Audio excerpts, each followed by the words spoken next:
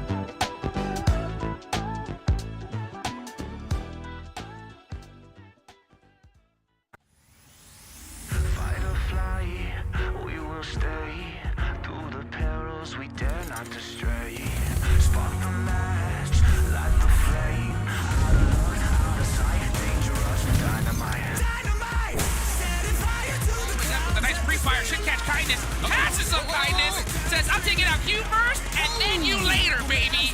Let's go. I'm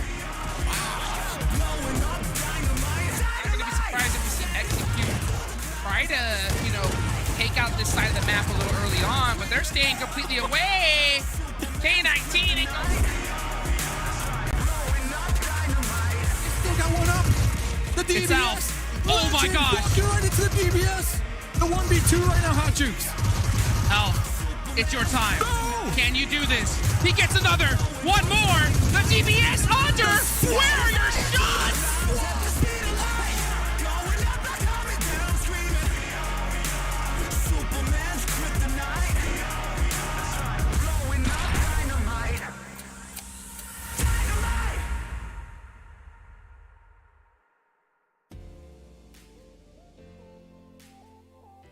The plane has loaded and the battleground is ready here for another day of action at the PUBG Mobile Pro League North America Fall 2023 season. So I'm your host, Jason Kaplan, and we already have, 3 days of play here in Phase 2 already done and dusted, but we still have 2 more to come, and one of those is going to be here today. But before we can jump into this game, you guys at home need to be tweeting, need to be posting with this hashtag PMPLNA to let us know your thoughts about the show, your favorite teams, your favorite players, your favorite plays, anything and everything that you have to say. We love to read it.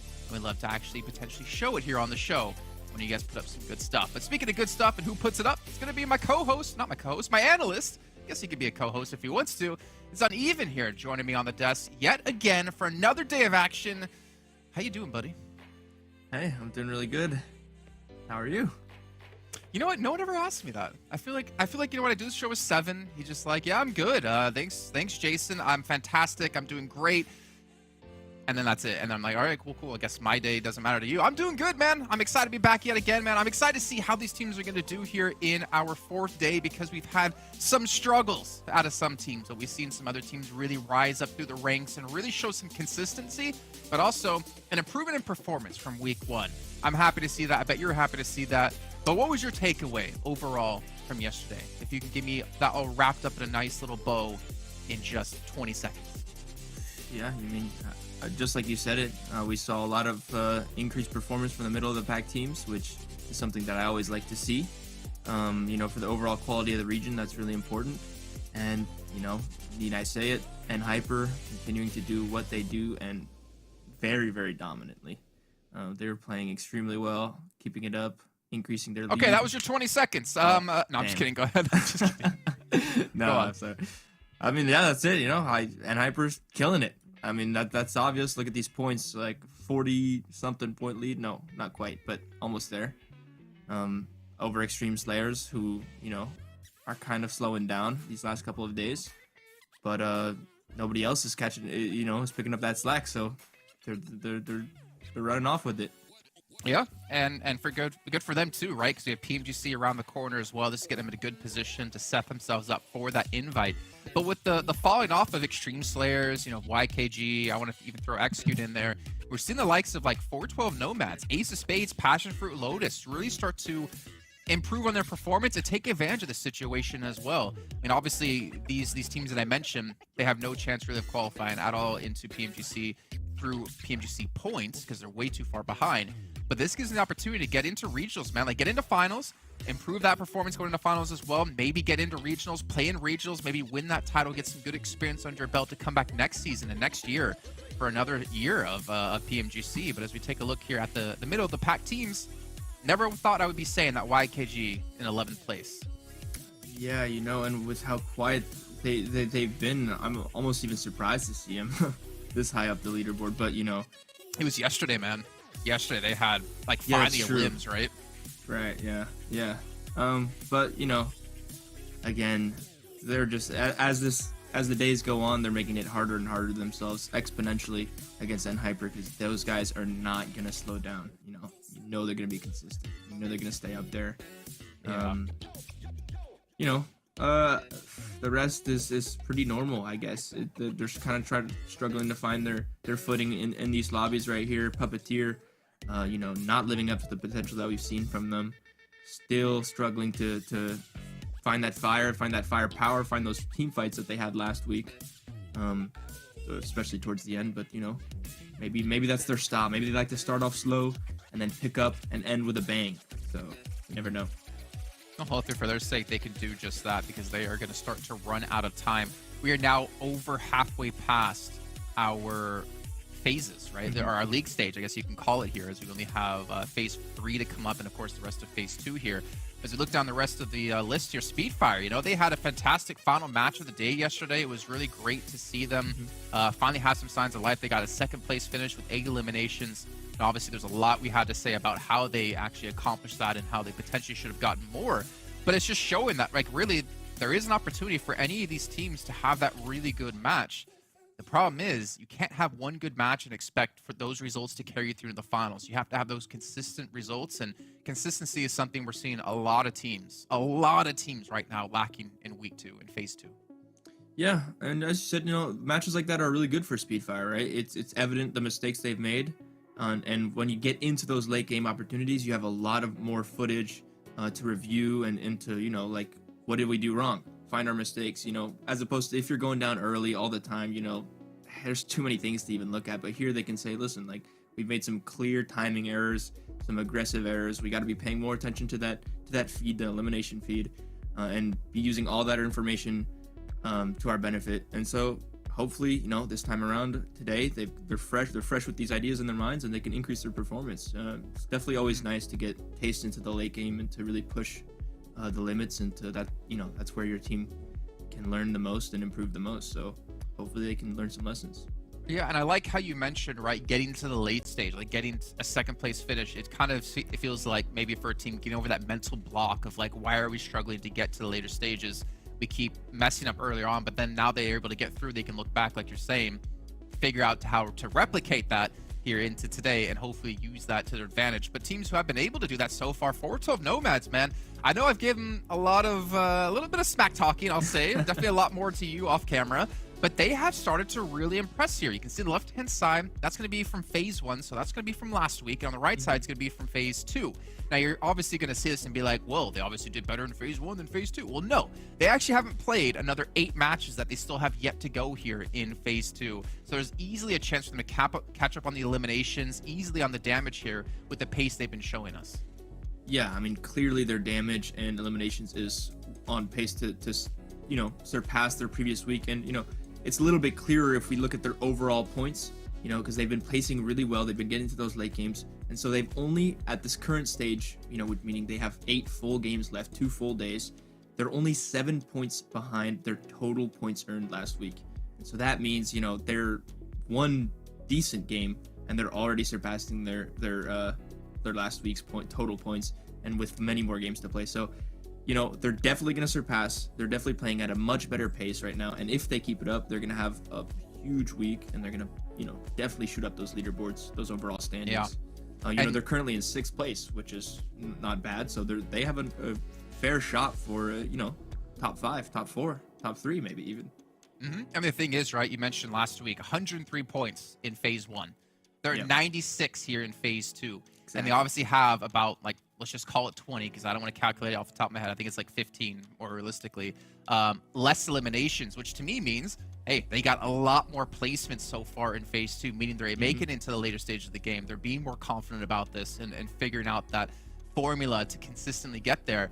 And with 8 matches left to go, they for sure should be able to do it. But another team as well, and it's just like 412 Nomads, as we're focusing on more of the middle of the pack teams, Ace, man, they have really been able to improve quite a lot. And I think for me, I know average eliminations doesn't look like that big of a change, or average damage, but I feel like they've been more clean in their team fighting, and they've been able to keep their head on a swivel a lot better in these later stages when things get so hectic. What's your thoughts? Yeah, you know, the statistics are a little bit difficult to read sometimes, but you got to pay attention to that extra 4 minutes of survival times. It may not seem like a lot, but in a game like PUBG, where from the circle 6 to 8, you go from 60 players to, like, you know, in really packed lobbies, you can go from 50 plus to down to 10 in like 1 or 2 circles, right? So these 4 minutes of times actually represent a drastic improvement in their placements, and that's reflected in their overall scores. Again, just like Nomads, their previous week total is 101 points, and right now with 2 days left, they're at 90, right? That means there's 11 points to make up. They can absolutely do that in a single game, and they can Yeah. do much more than that in the 8 games that they have remaining. So they're blowing out their last week's performance and consistently at that, which is what we like to see. You know, just improving week from week to week. That's what you got to do.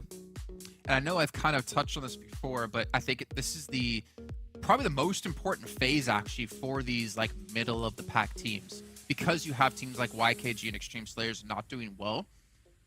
Every point you get right now is going to be added into your overalls in our league stage, and there's going to be a 4 set of bonus points awarded based off of that. So any extra points you're getting right now, when YKG can't really bump up the points, means you're going to get yourself that much closer or that much higher up in our overalls from all of our phases to potentially get a couple extra bonus points going your way and potentially some extra thousands of bucks in your pocket because of those bonus points.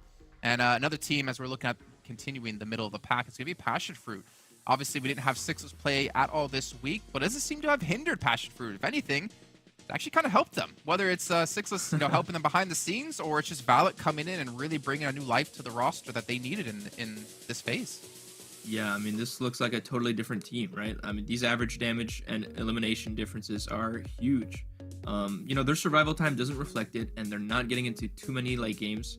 We haven't really seen them in contention for many chicken dinners, but they're still using those elimination points and blowing away their last week's performance, right? In fact, they've got the best pace compared to the 3 teams that we've been comparing right now, with only 4 points to make up, with 2 whole days left to catch up to their last week's total points, right? Last week was 89. This week, right now, they're currently at 85. So they're playing much, much better. And if they can keep it up, again, right? So, this week isn't over, which means they could get 0 points for the remaining of the 8 games, but they could also continue or even improve their performance and really, really, forget about the last week. This is a brand new team. And so, yeah. And they're really proving to be that as well. Like, I like seeing Nate kind of at the forefront. I feel like whenever we talk about Nate, we always think back to the Panthers and like day one play out of him, really able to bring a spark of life into the team. And I've seen him start to really step up his game yesterday as well. So I'm curious to see if that's going to continue into another day. I swear we always talk about consistency, but consistency is so damn key. I can never stress that enough when it comes to PUBG Mobile, especially in these long form events that we currently have. And speaking of this event, let's take a look at the schedule for you guys today so you see what our Battleground order will be. Just like always, we will have 2 Erangels, and they'll actually be over towards the start of the day. So kicking things off in Erangel instead of Sanhok from yesterday, which I think Patrick is going to be happy about. But then we're going into Vikendi, Erangel, Miramar, and Sanhok once again. Ending off on that Sanhok is, that's always an interesting one. Last game of the day, people are all tired, and Sanhok's the most aggressive, the most twitchy, the most, you kind of need to really be on your stuff. So it'll be interesting to see how that plays out over there. Let me ask you something. Yeah. Did you watch much of PMWI? I watched a bit. I watched my friend Coops play. I think. Okay. Wait. A little subtle flex there about being friends with him. I know he was there. He was at PMWI. Don't worry. I remember the Galaxy. Yeah. We actually had a Battleground order of like all the Battlegrounds were clumped up. So if we ever had multiple Miramars, they would be together, like one after another. We had like 3 Erangels in a row. And I'm actually curious from like a professional point of view, from a player point of view, right? What's your thoughts on actually switching it up, right? And having like, if you have double Erangels, you played one after another. You don't switch things up like that. I could see some pros and cons, right? When you're getting ready for a match, right? You're getting ready for that. Obviously, you take the map into your calculations, right? Into consideration, right? And you're fresh off a previous match. You've got that brand new data to analyze and to like take into consideration again. So you're kind of in the flow. You know exactly what the teammates or what the other teams are doing. I don't mind it. I think in terms of a coach / IGL / analyst position, it's a little bit easier, right? You don't have to swap back and forth, and because there can be completely different play styles based on the maps, based on the teams, and all that stuff. So I don't mind it, and you got that really, really updated information about the enemy teams right off, 15 minutes ago. So I don't mind it. Could get a little bothersome, but Yeah, I can think tell you- overall, I'd prefer it probably. I honestly, I actually love it because it gives the teams the ability to just like kind of watch the game plays out, fix and tweak things instead of having to wait for a couple hours to play that battleground Yeah. again. But while they were waiting, they could always, keep their energy up with a monster energy. They can unleash their beast while waiting, while being knocked out of the lobby off the bat. That's actually probably one of the best ways you should spend it. Chugging a monster, talking about the last game, looking to improve yourself. I would be doing that. That's actually what I do in between our games. I know you didn't know that, but I did not. I didn't know that. Maybe that's why you're so good. You got so much energy. I keep telling you, like, I'm getting up to get a drink when the match starts. What drink do you think I'm getting? That's a monster right there. Yeah, Cold one. All right. Well, speaking of monsters, head over to our monster casters with Hot Jukes and Zute to drop us into our first match of the day. Let's get it going. What's up, everybody? Yo, it's Hot Jukes here with Zute. Bro, you know what? I did like what we heard earlier. I like the back-to-back maps because it shows instantly, you know what I'm saying, if the team improved or didn't, as opposed to start of the day versus end. You got to kind of refer back to it. But hey, you know what? To each their own. Regardless, we get to see some amazing PUBG mobile play. So I'm excited regardless, man. How about you? Yeah, I mean, I'm just glad that we get to see these games in general. Regardless of the map order and everything, I think there's definitely different dynamics and depth to it. Same maps in a row, alternating maps. Personally, for me, I'd have to agree with you. I think same maps in a row, it's so much easier to see how teams adapt, right? And as a caster, we're able to point things out like, oh man, it's the same circle and they're still doing this and they're still messing up. Right. Or, and they're still not adapting, and so I don't know. It's got its plus and minuses for sure, Jukes. Well, you know what? Speaking of pluses, right? A lot of these teams need to put some big points on the board today because Hyper has been dominating the lobby this week, and one team that we're really keeping an eye on has got to be YKG, right? They got to show up because that PMGC point gap is getting bigger and bigger and bigger. We see some games where they kind of catch them up a little bit, but then there's some games where Hyper just, so consistent, always putting up points on the board. But we're about to get started here in Erangel, Zute. Anything else standing out to you? Well, besides YKG and Hyper, Ace of Spades, they've been showing up this week. I do want to see, like, some of these other teams that are not in PMGC point contention keep going at it. Like, sure, you're not getting the grand prize of that PMGC invitation, but that doesn't mean you can't work your way up to it still, right? Get into the Americas, and for the Americas they're on. And if they really start showing up now, it'd be great. Well, another team in particular that I got to really keep an eye on has got to be, a squad like SLR. Yesterday, SLR just went crazy, started putting up some points on the board. Like you mentioned, there are some teams that are so far behind that it's going to be tough, right? But at the same time, uneven setting. This week ain't over. This week is not over. This tournament ain't over. There's still a lot of time to put some major points on the board, and we're going to see some squads do that here in just a couple of minutes, folks, as the plane is flying, and we have a beautiful southern plane path right now. Look at that. You see YKG hopping off immediately. They're going to be heading straight to Primors. That has been their new drop location. One thing in particular that we've really noticed is that ever since PMWI, Vampire Esports dominated. They won almost $700,000, almost $700,000 in just a week of playing PUBG Mobile. How crazy is that? And YKG looks like they did their homework because this, they're taking similar drop locations. They're playing Edge of Zone like we saw Vampire do before. So it's good to see teams look up to other squads, and we see some emulation here and there as we take. 1, 2, perfect. With you there.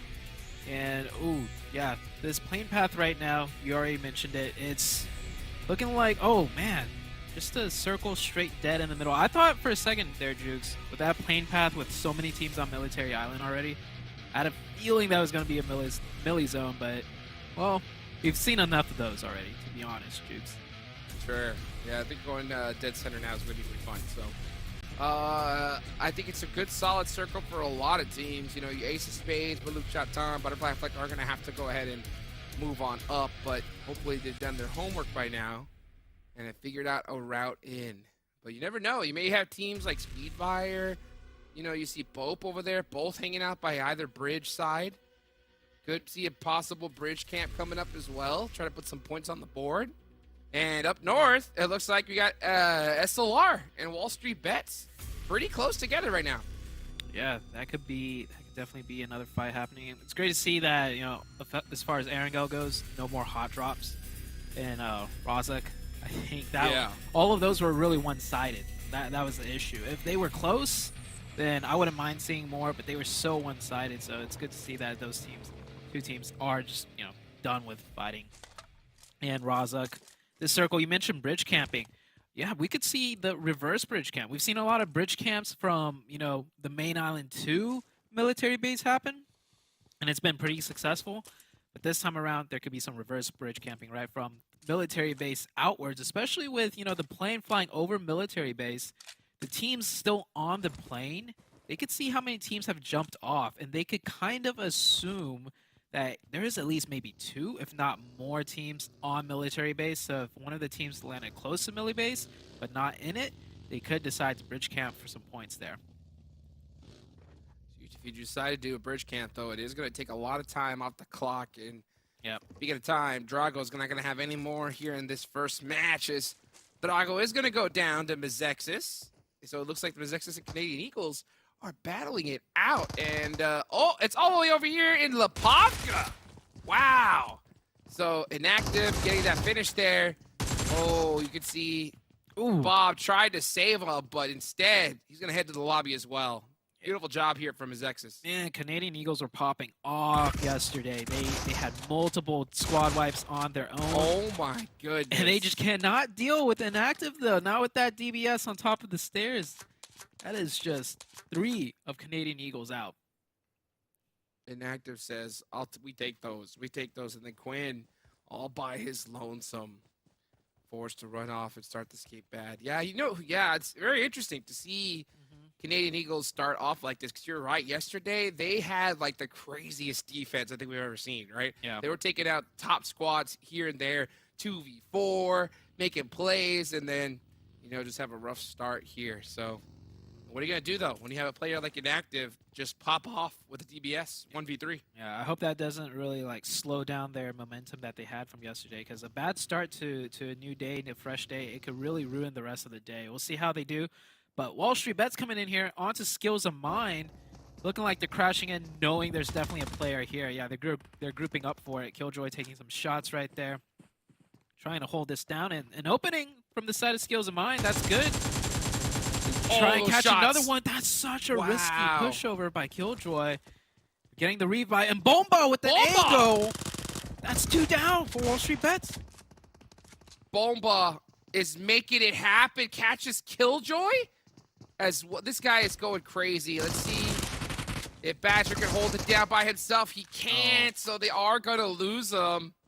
That's a rough loss right there on the side of Skills of Mind. And not looking to press this even harder. Yeah, I'm a big question mark. Bomba said, no. I got the Bison. I already knocked a couple. I'm coming in hot, baby. The jump shot!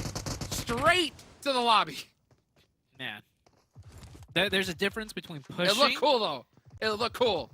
And applying pressure. All he needed to do was apply pressure. He didn't need to run in on his own. Just get close, you know, make them get off the revive. Going for a thirst, that's a little bit risky. He takes some free damage for it, but turning your back, that's even worse. Skills of Mine will end up taking that one, but I saw a lot of, like, shaky plays that could have been much, much better from the side of Skills of Mine. For sure, for sure. Definitely some simple mistakes. I think that they lost, well, especially they lost Bomba for sure, right there. Pretty silly. I think they could have just would have been more patient, waited it out. It was a 4v2. Yeah. So it should have been. Oh yeah. So then they lost 2 of their members. Yeah, like that. They lost 2. First it was Badger, and I think he could have just stayed on the balcony, right? They knocked 2. Could have just waited. The last 2 were in his building. Just run out or set yourself in a spot to run back to your teammates, because he had 1 or 2 teammates close by. They just weren't close enough to run into the building yet. So, I mean, Badger easily could have saved himself, and then Bomba, I think, started getting a little panicky. You saw him just run up there and just push straight in. And I think one thing for these teams to learn, for the more inexperienced teams we have competing here, the key difference between pushing and just getting close and applying pressure. Like, if you don't want them to get a revive because you have the man advantage, all you really need to do is get close, throw some nades, make some noise, and you can hear if they get fidgety and you know they're not on that revive. You don't have to jump right in and take a 1v1. Yeah. But you know what? You know what? I think that could be... actually, I'm going to go against that, Sute. Okay, what you got? Against that. The reason why, $500. Okay, Zute, right, for the best highlight moment. Oh my god. You know what I'm saying? All right. You know, if you realize that your team ain't making it, you know, and we're not doing good, hey, I'm gonna go for the highlight play, baby. I'm gonna go for that jumping 360 shot by myself, 1v2. You know what I'm saying? Even though we have our whole team up and we just work together, we just focus. Yeah, you know what I'm saying? Even though we have our whole team up. Even though, right? You know what? I'm gonna make the play. Right, you know, right. I'm gonna channel my inner fate, and I'm just gonna send it, baby. You know, and sometimes it works out, sometimes it doesn't. It just unfortunately didn't work out for them. So it is what it is. Okay, all right, sure. That is valid to an extent, so I'll give you that much. Extreme Slayers picking up a point right there on to BOPE, looking like they're wanting to chase them down to get some more points. Extreme Slayers, this is a team that, you know, have been doing okay this week, for sure. 100 points right there. You can see second place, but I want to see some more out of Extreme Slayers. Like, you know, stick true to the name. Just like start picking up a lot of frags and chickens.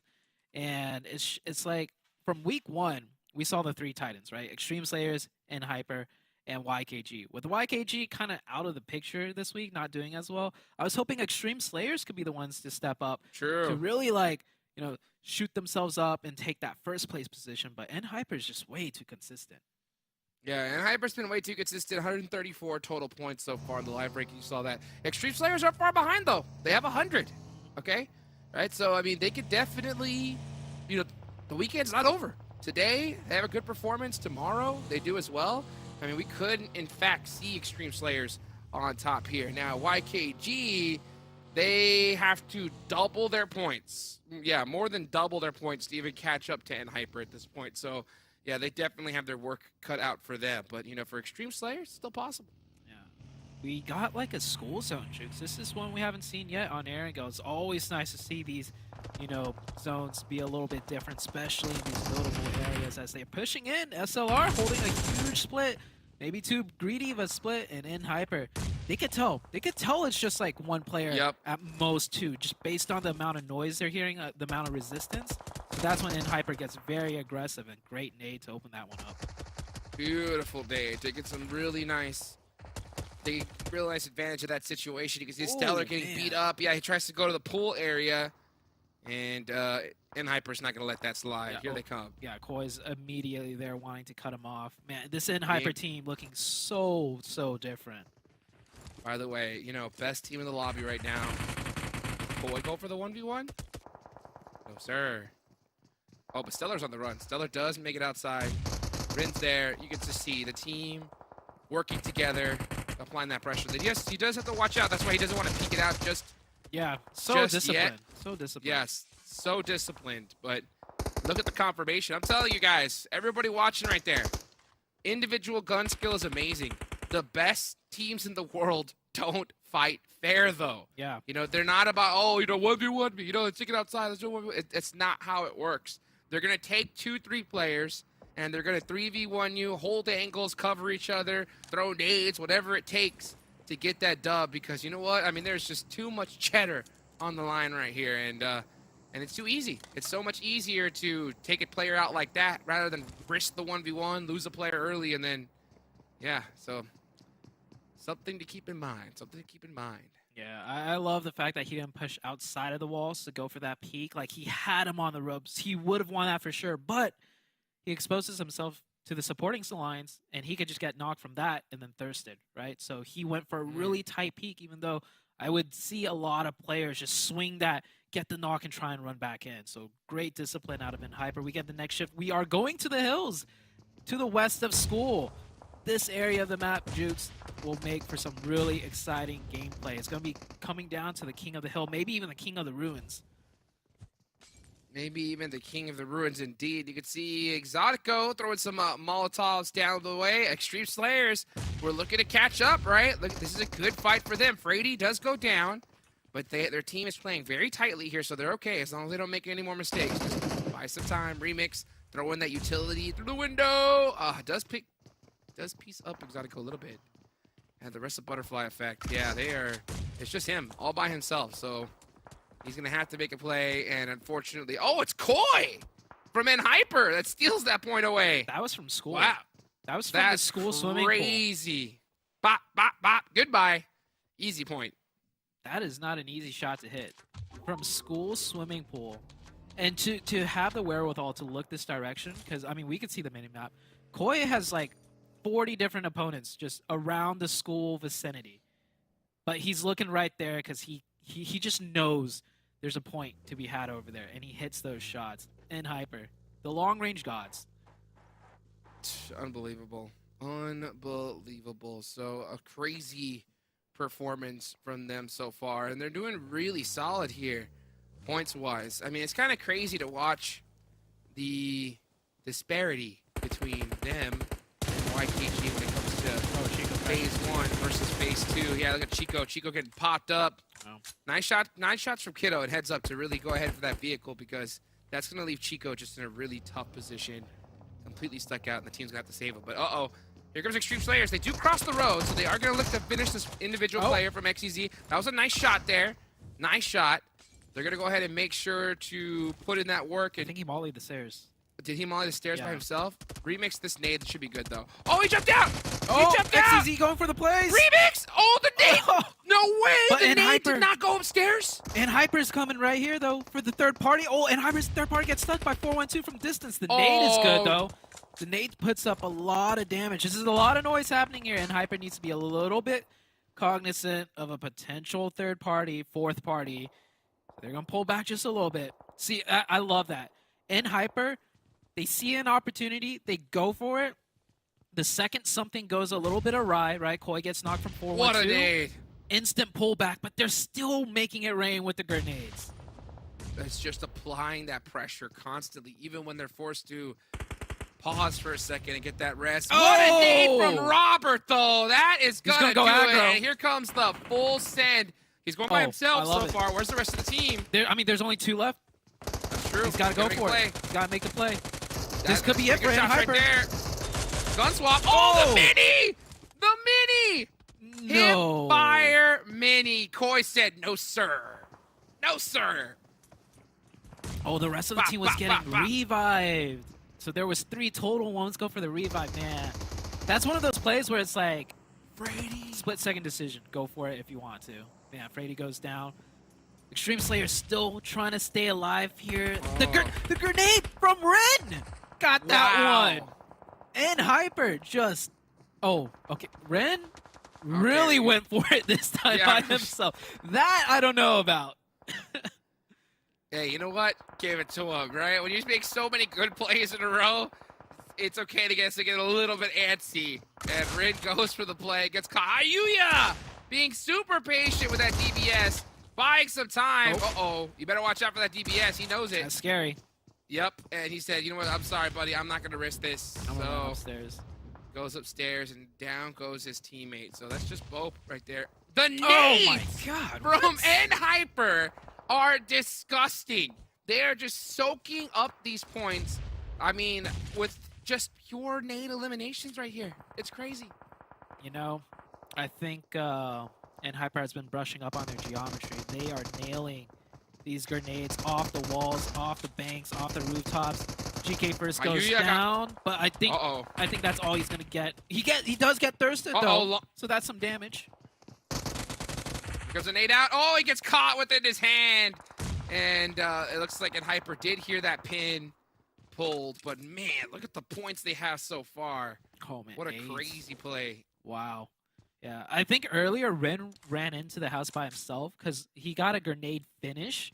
So he probably didn't realize that was him stealing a point away. He thought he maybe got the last member and they cleared out the building. So I think that's why Ren ran in by himself. But still, For them to reset back to 4 and then still continue to push across. When have you seen N-Hyper be this aggressive? Usually they just sit in the warehouse and chill and play the zone. Yep. This is a And new then they'll third N-Hyper. party. Yeah, they'll third party when it's like all the way almost done. Yeah. You know what I'm saying? Like just when it's the obvious push. But yeah, you know what? They're forcing it. They're forcing the matter now. So I love that from N-Hyper. I think that was perfectly played. That, you know, beautiful use of utility, just disrupting those fights, going for that third party. I don't even mind Koi going for the run out. You know what I'm saying? Koi looking to try to make a play and finish. Yeah, it didn't work, but it's not always going to work, right? There's a situation where, you know, a multiverse world where he does make that push, goes in, gets the finish, and then they're good to go. So, Yeah. you know what? I don't mind, you know, those 50-50 plays. Sometimes they don't work out, but it's good to see N-Hyper willing to take some risks there. Yeah, GK first being the only one to get finished there or confirmed. And you know what? I bet you, Jukes, that's the main thing they're focused on. After they review that play, GK first is probably, I messed up so bad. Like, there was no reason for me to be outside of the building at that angle, knowing we're making this much noise. An obvious mistake, right? I could easily get knocked inside the house and get revived. So it's like they're just constantly going to strive to get better and better, even though they crushed it right there, in my opinion, in terms of playing aggressive, which is something, you know, we've constantly telling N-Hyper to do. Well, they're still going to focus on their mistakes, and it's just that one small detail. That's what's going to really stand out in GK First mind. Well, you know what's going to stand out as well is these teams and which one is going to be the winner of this match. This is a very interesting circle right here. It looks like we're going to get a Watertown finish. It's been a while since we've seen one of these. Some really good hilltops, really good little bowls that you could hold down. You can see Isajat, the last player for YKG, is holding one all by his lonesome. So which one do you think is going to win the match? There's a lot of options here. Yeah. You can see Dong trying to mount the defense as it looks like Ace of Spades are going to be pushing up onto them. Oh, Ace of Spades. We talked about them in the pre-show. They've had a really dominating performance this week compared to their first. Let's see if they can do something here. If they secure this spot against Puppeteers, this is a strong spot on the edge of the map. So much vision to the rest of the zone. They really need to be able to take out this team, though, and keep all 4 up. Let's see what the play is going to be as Dong looking to mount the defense. You know, Ace of Spades, looks like they did barely make it into this circle. Yeah, so I think they do have this edge to themselves. They got to Let's keep get fighting. Yeah, they do. They definitely do. Here comes Excuse on the push, and they're getting some suppressive fire from that angle. They're going to have to decide on which team they're going to fight. What's the best play? Reckless does knock one of their players, and Ace of Spades is in big trouble here. Yeah, Ace of Spades caught from that off angle from Reckless. Great position from Reckless. Ace of Spades was not ready for it. Now, Ace of Spades, they're on the defense. Puppeteers going aggressive. I feel like Ace of Spades should have kept their momentum and kept trying to push and force the matter, but they give Puppeteers a chance, and now the Puppeteers, they're looking to take it. Oh, which team won the match? Different decisions, I think, from almost everybody, except you and Uneven have chosen MEZEXIS on the other side of the map. Yep. They definitely have a lot of room to breathe there, especially with an active popping off the way he did earlier. But so far, that's the only eliminations they have. Let's see how Puppeteer's gonna take this fight. I love the heads-up play, saying, "Hey, we need to clear this side out first." They are getting in trouble though. They see, and that's what happens when you focus on too many different positions. You gotta take on one fight at a time. He does get a trade right back, but Reckless running back downhill. Yeah, they're worried so much about 4-1-2 right now that they don't feel comfortable pushing over onto Ace of Spades. Ace of Spades, Mumbai, the last one, looking to get some revenge for his team. He catches one, looking the wrong direction. Just because you're in a smoke doesn't mean you're blocked off. Ace of Spades, he does go down, but this is Excuse now. Chronics. Finally chiming in to get the third party going, and he steals that point away to Reckless last up. And I don't think he even saw Reckless. He's gonna go ahead and just soak up those points all day long. Hop in that buggy, start pushing up little by little. He's just trying to keep it safe. Next zone does go on up, and it looks like we are gonna have a Watertown finish. This is gonna be fun. Haven't seen one of these in a hot minute. And you can see the teams outside of Watertown home. These edges are really trying to make the plays here. Chronics does find Reckless. Man. And that is going to be Puppeteers out of there. Excused with 10 eliminations so far.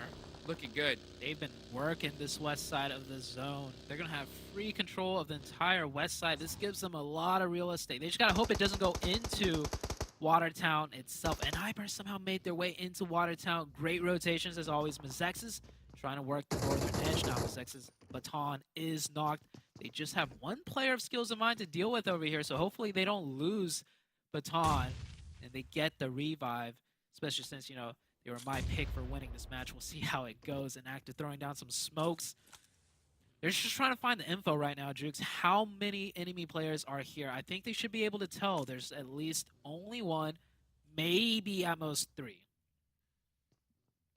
How many is the question? How many mistakes are they going to make? How many right decisions? How many predictions will Jason get right today? Fortunately, missing this one, Puppeteers. Yep. But we know he's going to come back Oh, strong the for nade. next one. Oh, that beautiful nade there from Wasted. Oh, doesn't catch. Free fire. Oh, the Gets double! the 1v2. So close. Oh, that was so close. I thought he had it. Inactive.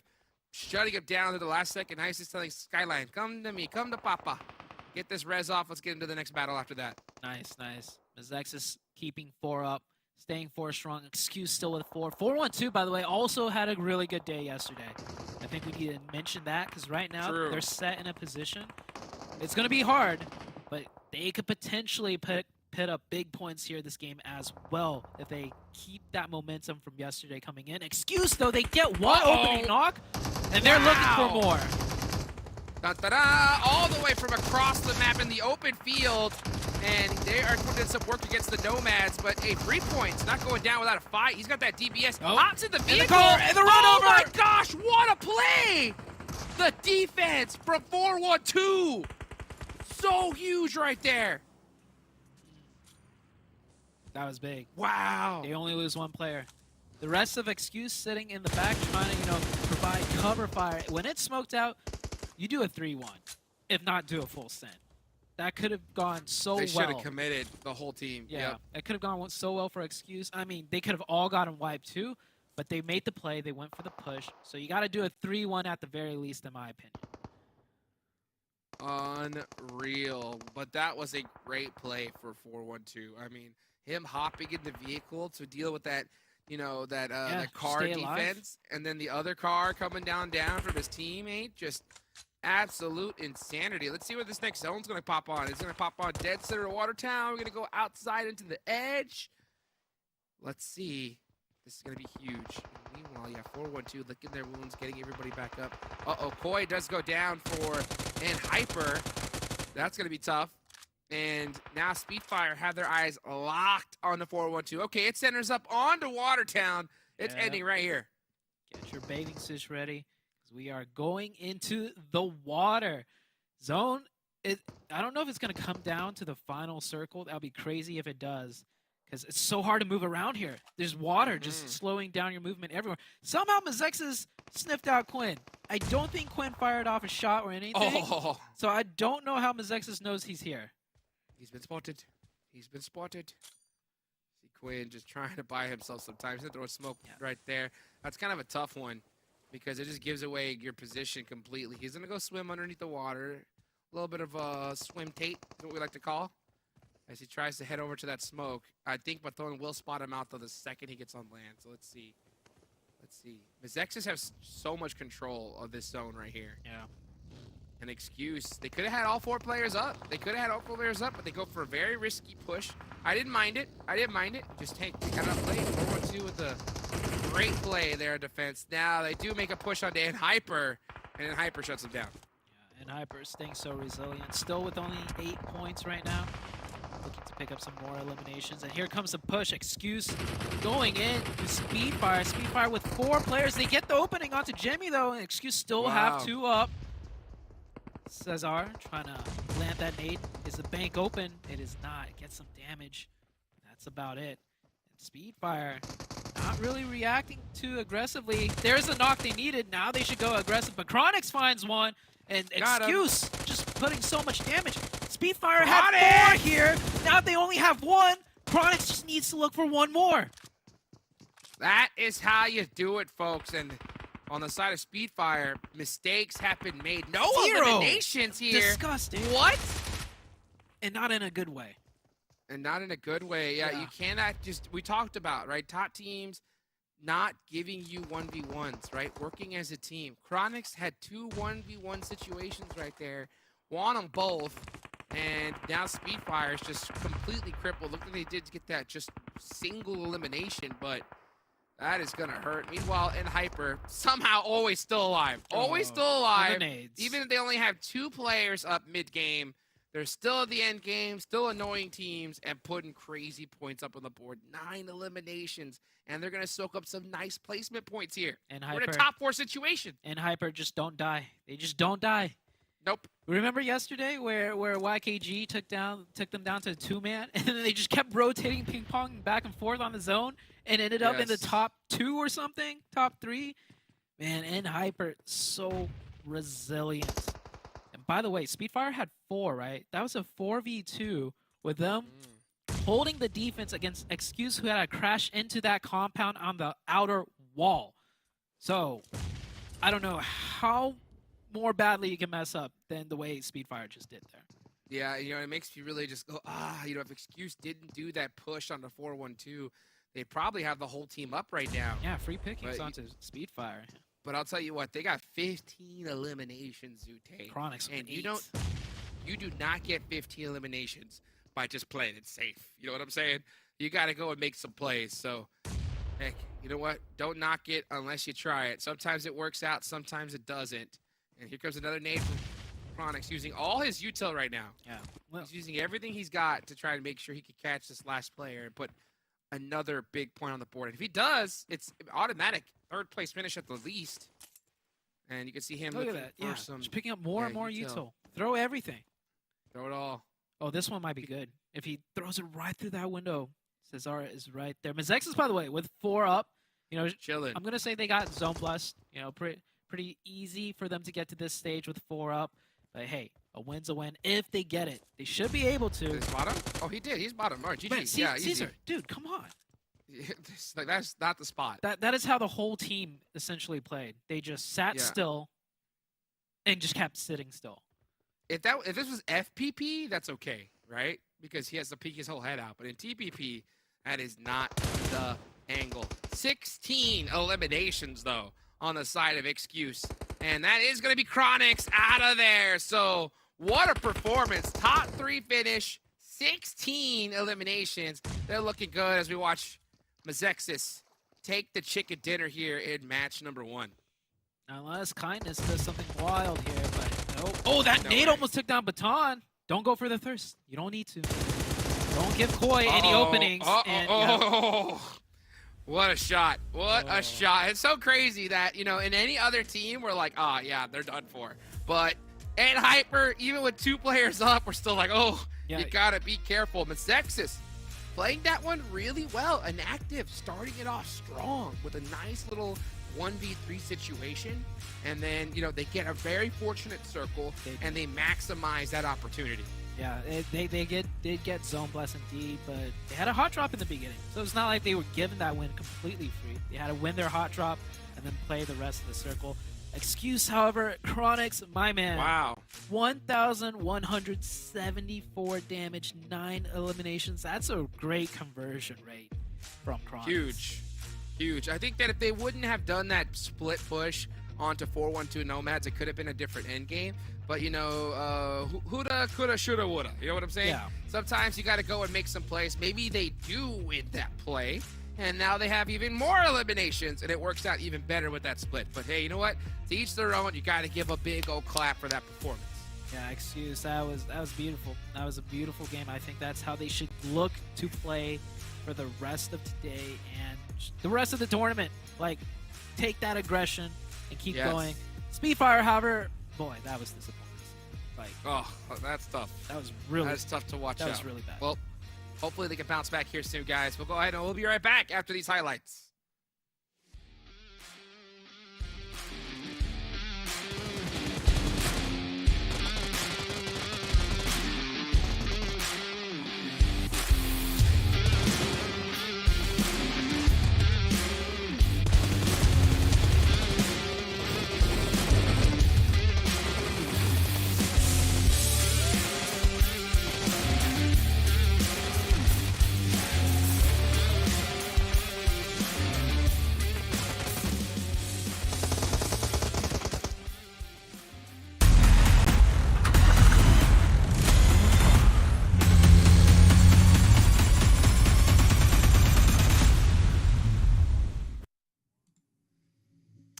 I was gonna pick MEZEXIS, I swear, but I had faith in Dong, but Puppeteers could not make it happen, and MEZEXIS able to pull things through. And even you get yourself a nice little prediction point. I think it was you and Zutepa who both had MEZEXIS, and then Hot Jukes had Excuse. But to be fair, all two of your teams did much better than my team.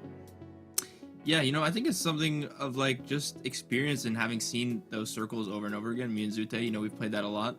I feel like every time we get, you know, those kinds of early circles, it so commonly ends in those Watertown endings. And I saw them controlling that north side all alone. They had a really nice split, controlling so that they wouldn't get flanked from the east as well. And from the west, it's virtually impossible. Where, you know, you got water, you got a bridge, and all that stuff. So they had a clean split. They had an easy entry into Watertown, which is huge as well. And I knew that if it just kept coming towards them, which that, you know, that fifth circle shift did, that like it's gonna be an easy win. You know, they had way too much control. But yeah, Easy win it was indeed. Let's take a look at the match rankings here and see how much they got for themselves, and of course Excuse as well, considering the 16 eliminations they got. Gave them a lot of extra points, and actually going to be first here on points with only 5 placement points. 21 here for Excuse. That was definitely a standout match for them so far in this event. yeah, this is a very different game compared to MEZEXIS, right? They were on that south side where everyone was, right? While MEZEXIS had nobody around, everybody was around Excuse. They came in on the edge from the west, and they had really nice aggression. You know, I don't know what. There was a fire was lit under them this game because they took every opportunity they had. They weren't chilling in their spots like sitting AFK. They were pushing that hill. We call it, I don't know, forget what we call it actually. Well, I'm washed. But they had some really nice fights, some really nice third parties, gathering all the elimination points they can, and they could, right? They didn't have too much contention on the west side, so they took advantage of that, and they you know, they gathered up all those points. I really like to see gameplay like that. If they could have closed out the win, would have been better, but not bad. You know, one thing I'm not happy about though, Uneven? What? Speedfire, 5 points, 4 in placements, 1 eliminations. They had a 4-on-2 up against Excuse. They had position again, like we talked about on Miramar yesterday, but they blundered it, man. They didn't really do anything with the position they had or the amount of players they had alive. Yeah, you know, a 4v2 versus Excuse. I mean, do I need to say it? That should absolutely never happen, especially defending, especially in third person, as you know, the game mode we're playing. There's just legitimately no excuse. They must have had some sort of a poor hold on their buildings, communication problems, timing problems, like too many to list. Utility issues, probably some whiffs in there. You know, everything went wrong for them. Just throwing everything. Device issue. They were having some emotional issues at the time. Someone walked in the middle of the fight and it distracted them. Yeah, that, like I said, should not happen for them. Hopefully it's something they can learn from. But lastly, YKG, 0 points. Now, I only bring them up because Hyper had, was it like 15 points from that one? 15, 14, 13 points? They are continuing to build their lead up against YKG here for that race to PMGC, and it's getting harder and harder every time YKG have a match like this and Hyper have a match like that for YKG to close that gap. But in the meantime, MEZEXIS, that wasn't the team who was kind of in the running for our PMGC points, as I believe they were third. They take them the victory here. I'm going to take a look at the player stats. Honestly, Inactive didn't play week 1. I have to question, why didn't he play week 1? Because he has been ridiculous for this team ever since he started playing in phase 2.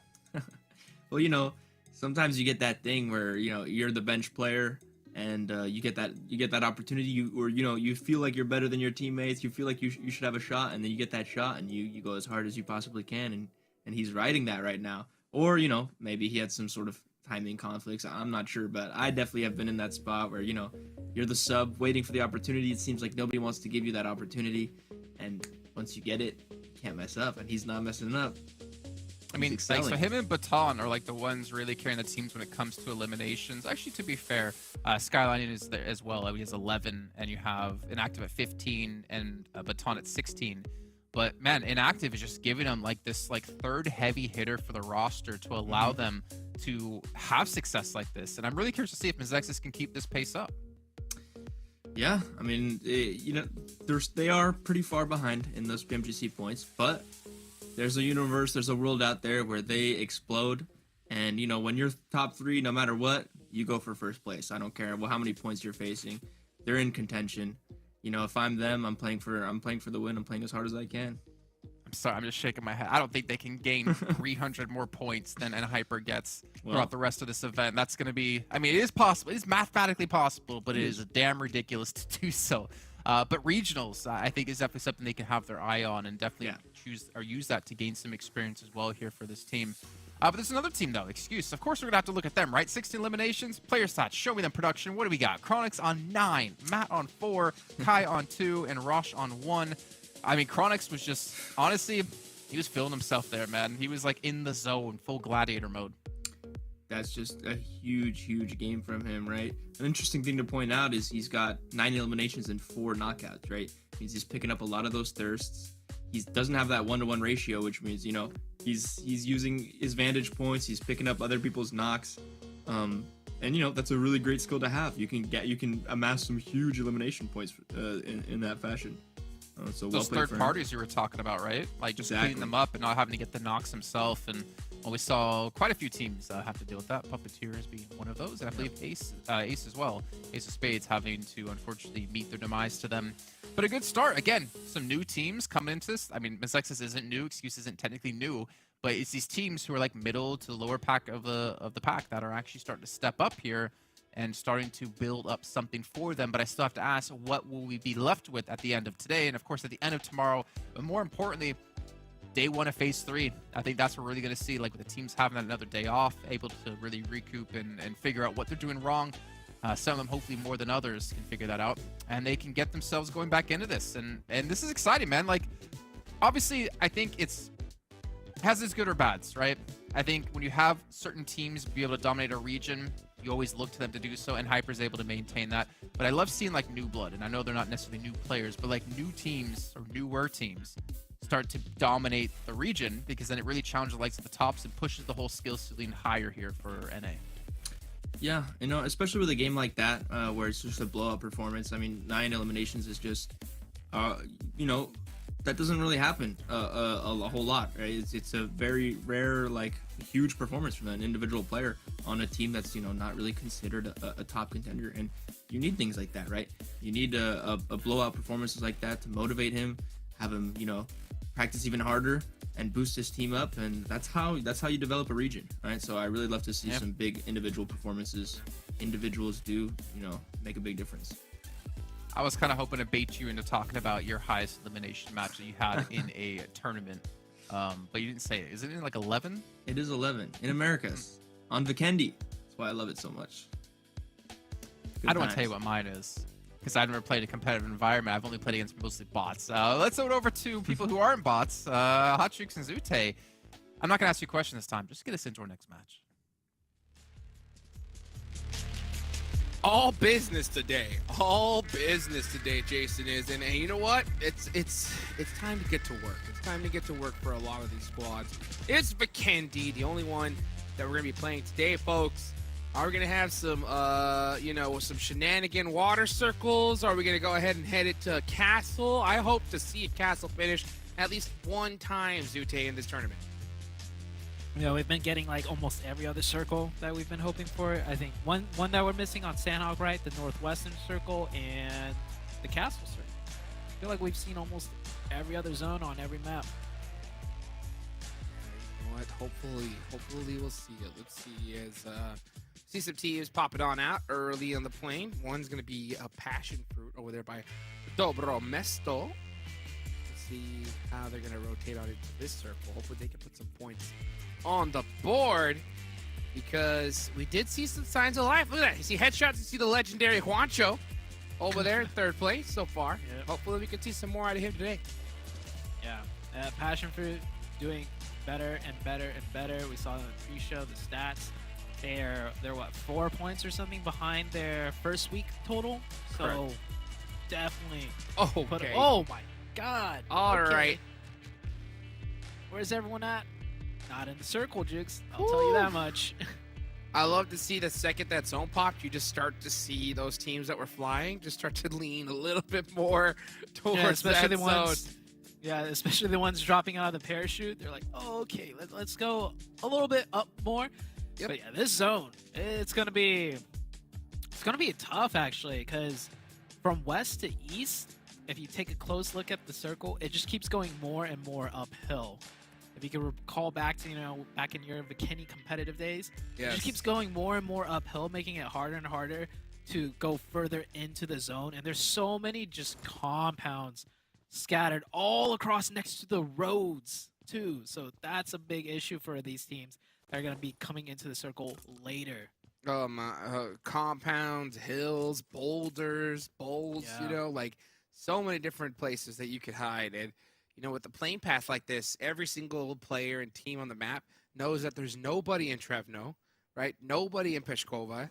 So any team that wants to go ahead and get in a vehicle and just drive that way to that hardship side, they're going to have an entire city to loot for free.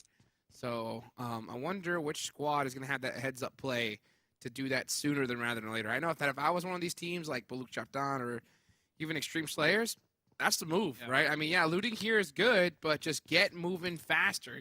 Find a vehicle, get the whole squad, send it on over there. You're going to have a ton of loot and a good position in this next circle.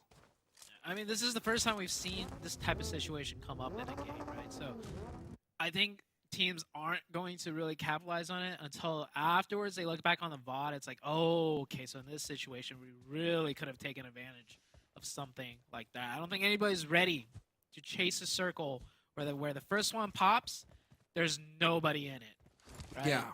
So, but you have to know. The other thing is, though, Jukes, bridge camps. There could be bridge camps too, because there's 3 bridges onto that side of the circle, and then the only other path in is like that south side, hard south side wrapping rotation. So there's going to be limited rotations even into the first couple of zones. Yeah, but I'll tell you what, on a drop like this where that playing path is, I mean, I think every team should know, right? I know that we get to see it, but every team here should know that side was free the second they dropped, right? So if they would have popped into a vehicle immediately and drove there, they would have been fine. But yeah, you're right. As time does go on, it gets sketchier and sketchier and sketchier. It does look like Extreme Slayers is starting to make that push. Speedfire getting a jump on it as well. So we are seeing teams start to make that migration in that direction. It's just a good minute later than I would have liked to have seen. Yeah, well, when the whole lobby's a little bit slower, it's fine to make that rotation. If this exact circle happened with 16 teams at, let's say, PMWI or PMGC, oh boy, yeah, you would see a big difference in rotations. Yeah, this whole circle would be taken up by like 10 teams already. That's how fast those guys move. It is insane. And meanwhile, speaking of players that move pretty quick, Excuse, right? Popped off in the last game, but they are gonna lose a player. Popped off. Yeah, Chronix did pop off, and now he's gonna have to sit. It's the curse. It's the curse. I'm telling you, there's something about PMPL NA. You have a good performance, and the next game you're out early. Seems to happen every time. Every time. Yep. I don't know what it is, but it hurts. It's happened so many times. NOMADS popping some shots here. Very nice. Getting some damage in, but Jachi will cruise right on by.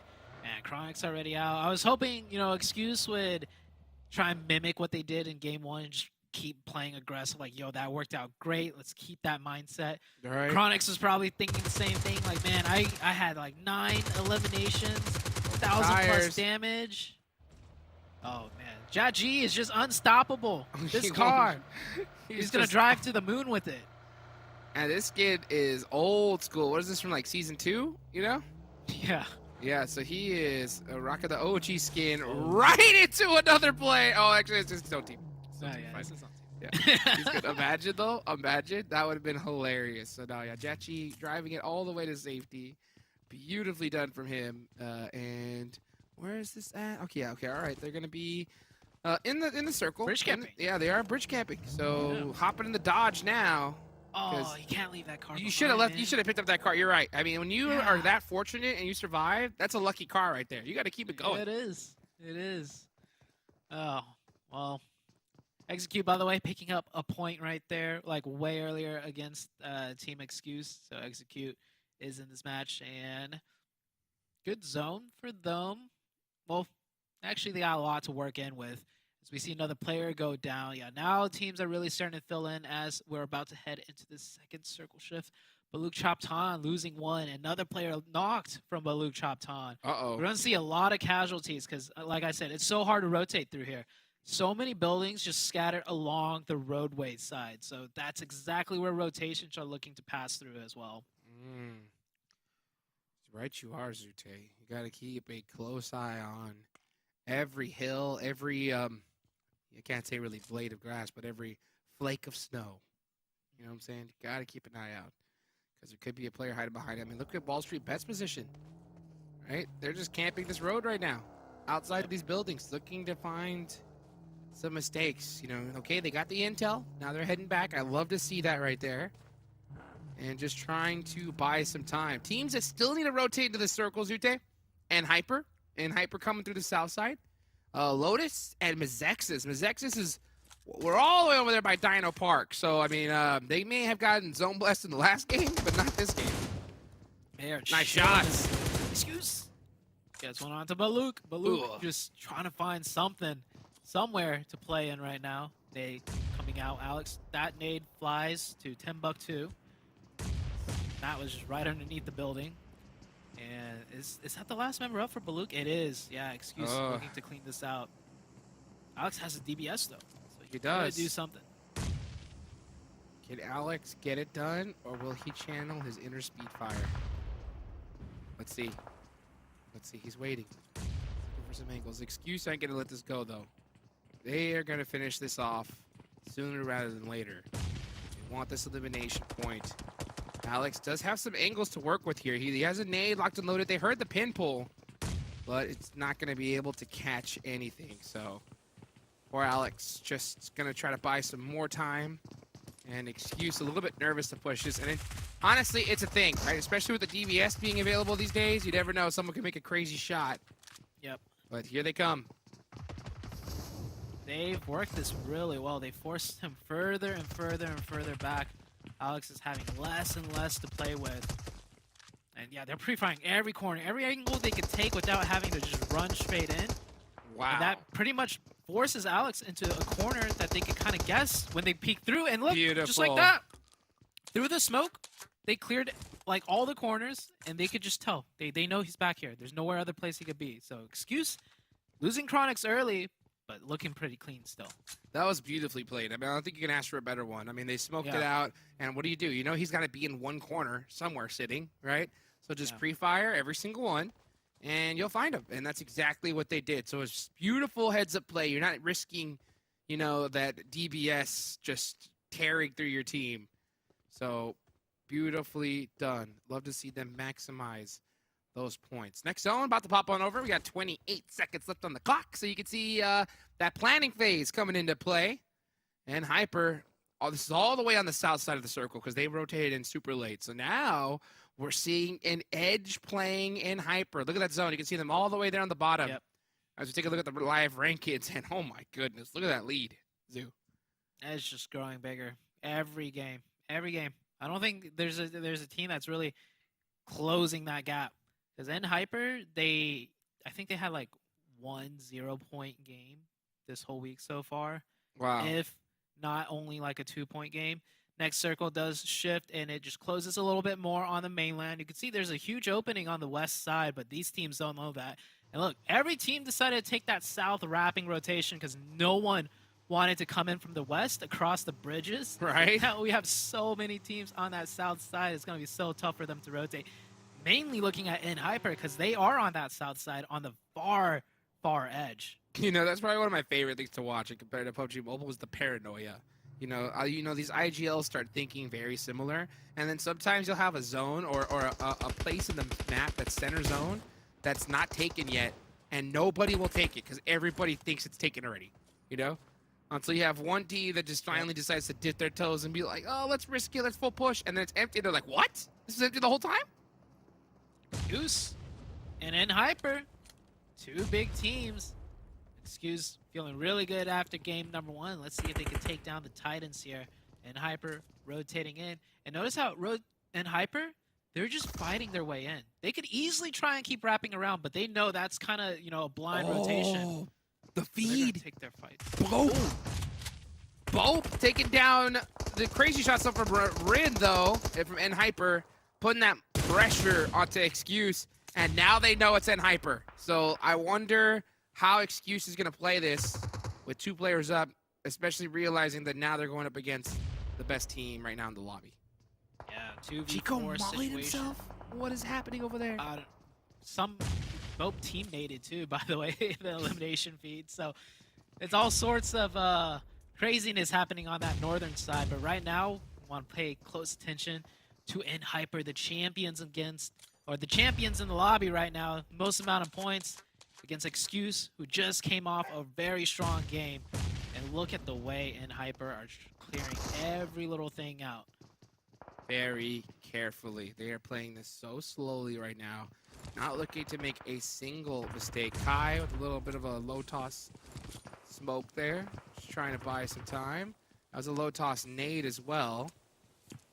And let's see how they decide to play it. Because, I mean, this is Excuse, right? Excuse had a crazy amount of eliminations this last match. So they're very warmed up, very ready to go. You don't want to get caught slipping. So I like the fact that NHyper are taking their time here. And this is so edge that their chance of a third party is pretty risky right here. So I think they're allowed to take their time. You see Rin looking to try to find some angles and parkour his way up. And Matt comes on in, catches Rin. And you can just see him turning in every direction saying, no, please, no, as he is eliminated. So they get the points, but they lose one in the process.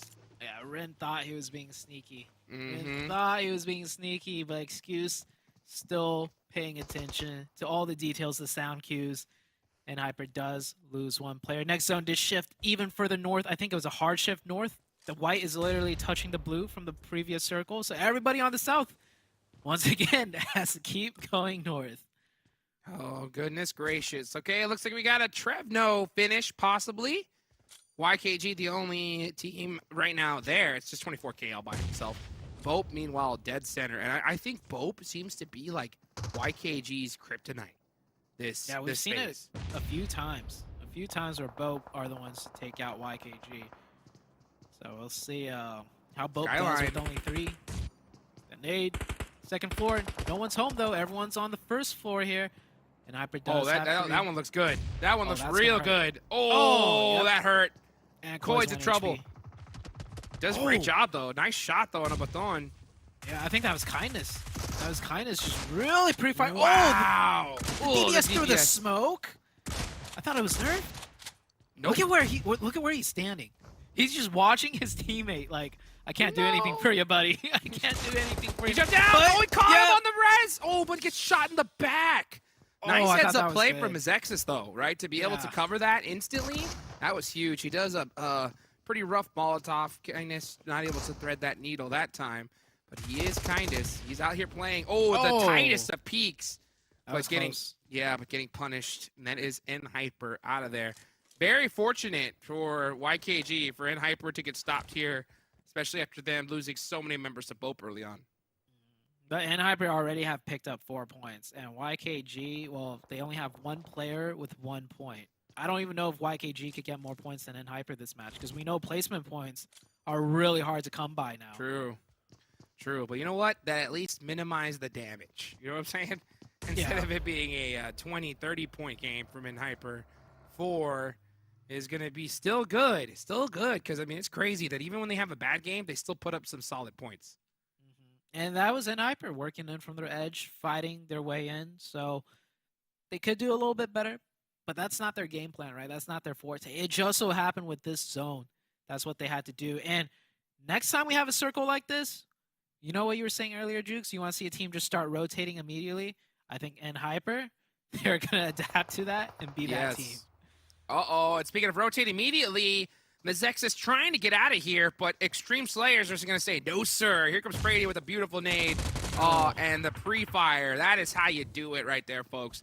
Extreme Slayers taking advantage. Inactive.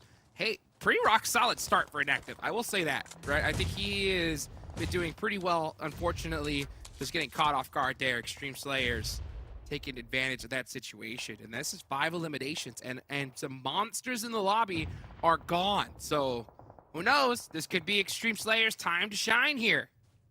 Yeah, Extreme Slayers, they could close that gap within Hyper on the leaderboards. 5 points already. 4 players still up. We'll see how well they do.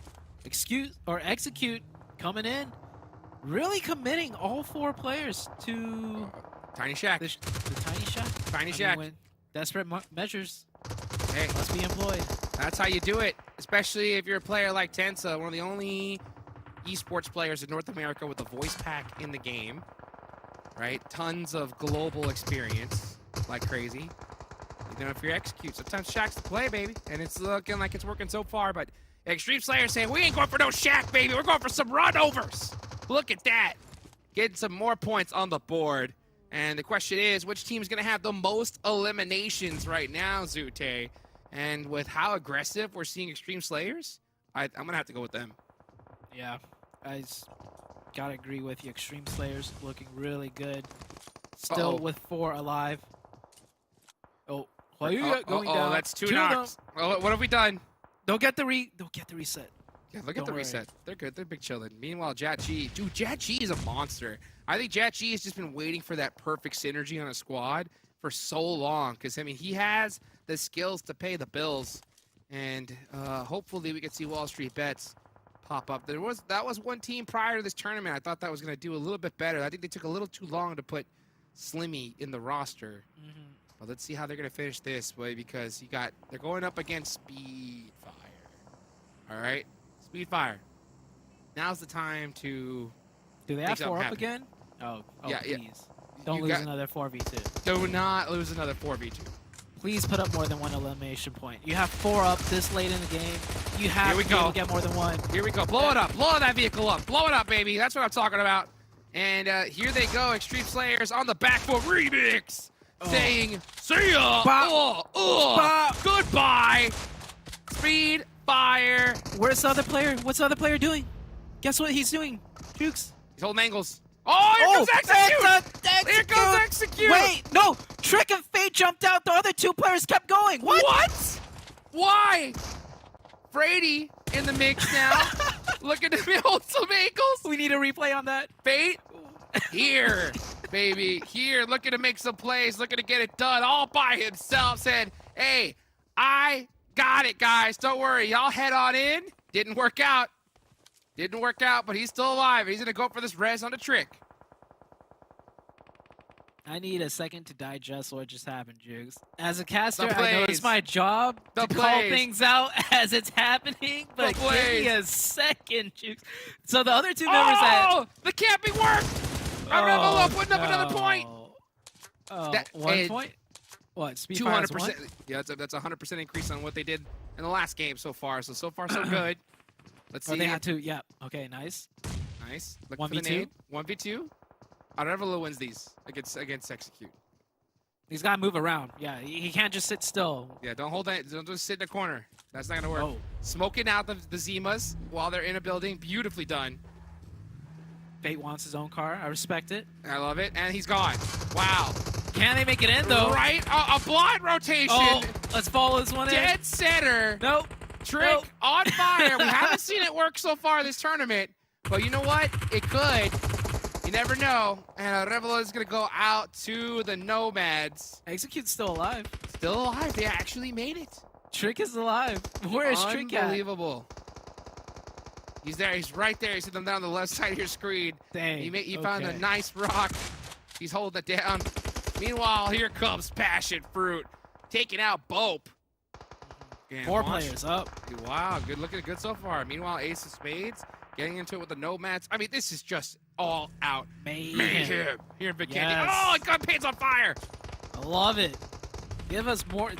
This is the most fun Vikendi circle I've ever seen yet. Trick's still alive. Ooh. That's 1 team out. Ace of Spades. Kiddo. The full send. Kiddo. There's Trick. Trick, What's look Trick around. doing? Behind you.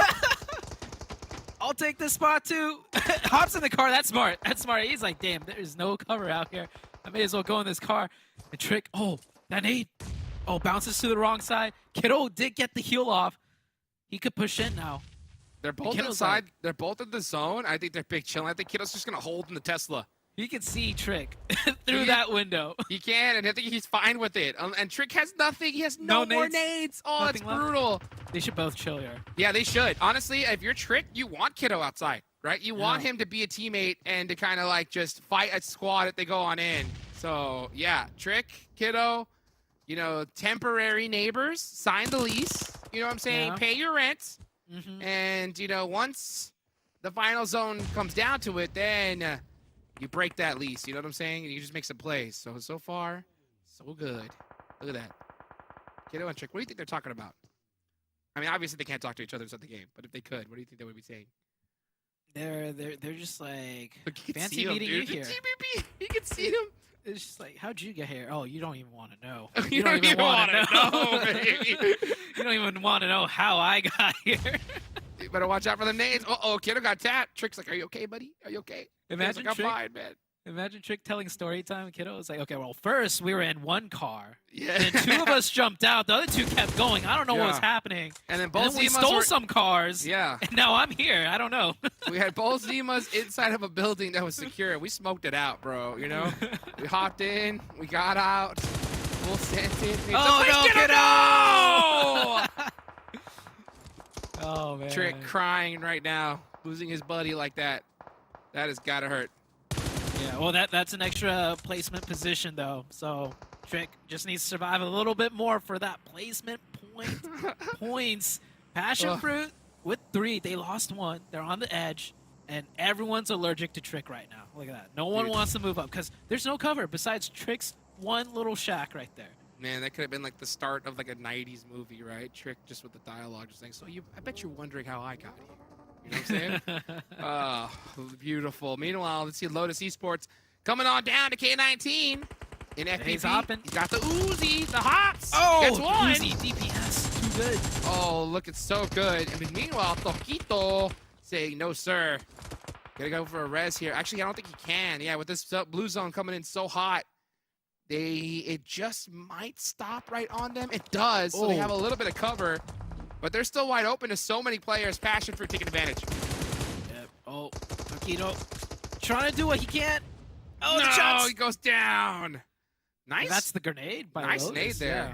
from Onder. He's gonna Go eat some Onder. blue zone. He eats a blue zone for the angle. It gets the point. I like that. I like that. The blue zone is good. It hurts them, but it gives them the angle to work with. And look at that. Nate's like, where those shots come from? Yo, Trick win this game, please. Oh, Trick, yeah. Trick can please, win this game. Please What are we down win to? this game, please. I mean, it's getting pretty 1v2v2? close right here. Yeah, there's only 5 Wait, players remaining. 24K is still alive. Yes, he is. All the From way over there from YKG. YKG. 24K.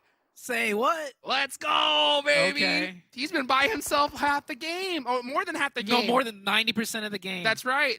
80 to 90%, I think. And he's going to get this point right here. Onder is done for, right? So that's like once this next Yeah. zone pops, he's done for. He knows it, yeah. And there he goes down. He actually tried to jump out. Trick takes the point. Trick has the angles. Oh, my gosh. 24K And they're shooting. looking the other direction. Trick, shoot the shots. Take it. Take the shots. He There's gets, one. He loses No. and he gets Nate. Oh, Nate. Shutting him down. Too much patience right there. That has got to hurt. It is so close. But now it is just 24K. He gets Nate. He gets Nate. 1v1. It's your boy. It's your boy Juancho. Does he win these? Oh, Tell me, Jukes. Juancho wins these all day long. There's no way he can go down. The blue zone is going to hurt him. It's going to hit him first. Juancho, you got to hit the pre-fires, buddy. You got to run. Oh, he hit hit the nade! Juancho! What an arm! With the nade! He said, how much you want to bet I can throw a nade over the mountains, baby? And gets it done for Passion Fruit. The nade master. He soared that thing right across the sky. If we could get a recap of that. Follow the nade in. The chicken dinner nade. Oh. Passion Fruit. All right. Huge game. That was a great game to behold, Juice. That was a great game to behold. Juancho with the step back 3, dude. Oh, that was so disgusting. Absolutely laced it right there. 24K. Gotta give him props, right, for surviving that long and putting some good points on the board for YKG in a game where in Hyper went out pretty early. I mean, we thought that they weren't even going to get close to the amount of points they did. So, I mean, for YKG to do that, that was sick, and awesome of Juancho to be able to clutch that up, Zoo. Yeah, and man, say less. I'm ready to go to the highlights because I want to watch some of those highlights back. That whole entire game was a highlight reel, in my opinion, Shoot. So don't go anywhere, guys. Stay tuned for these highlights, and we'll be back with the desk.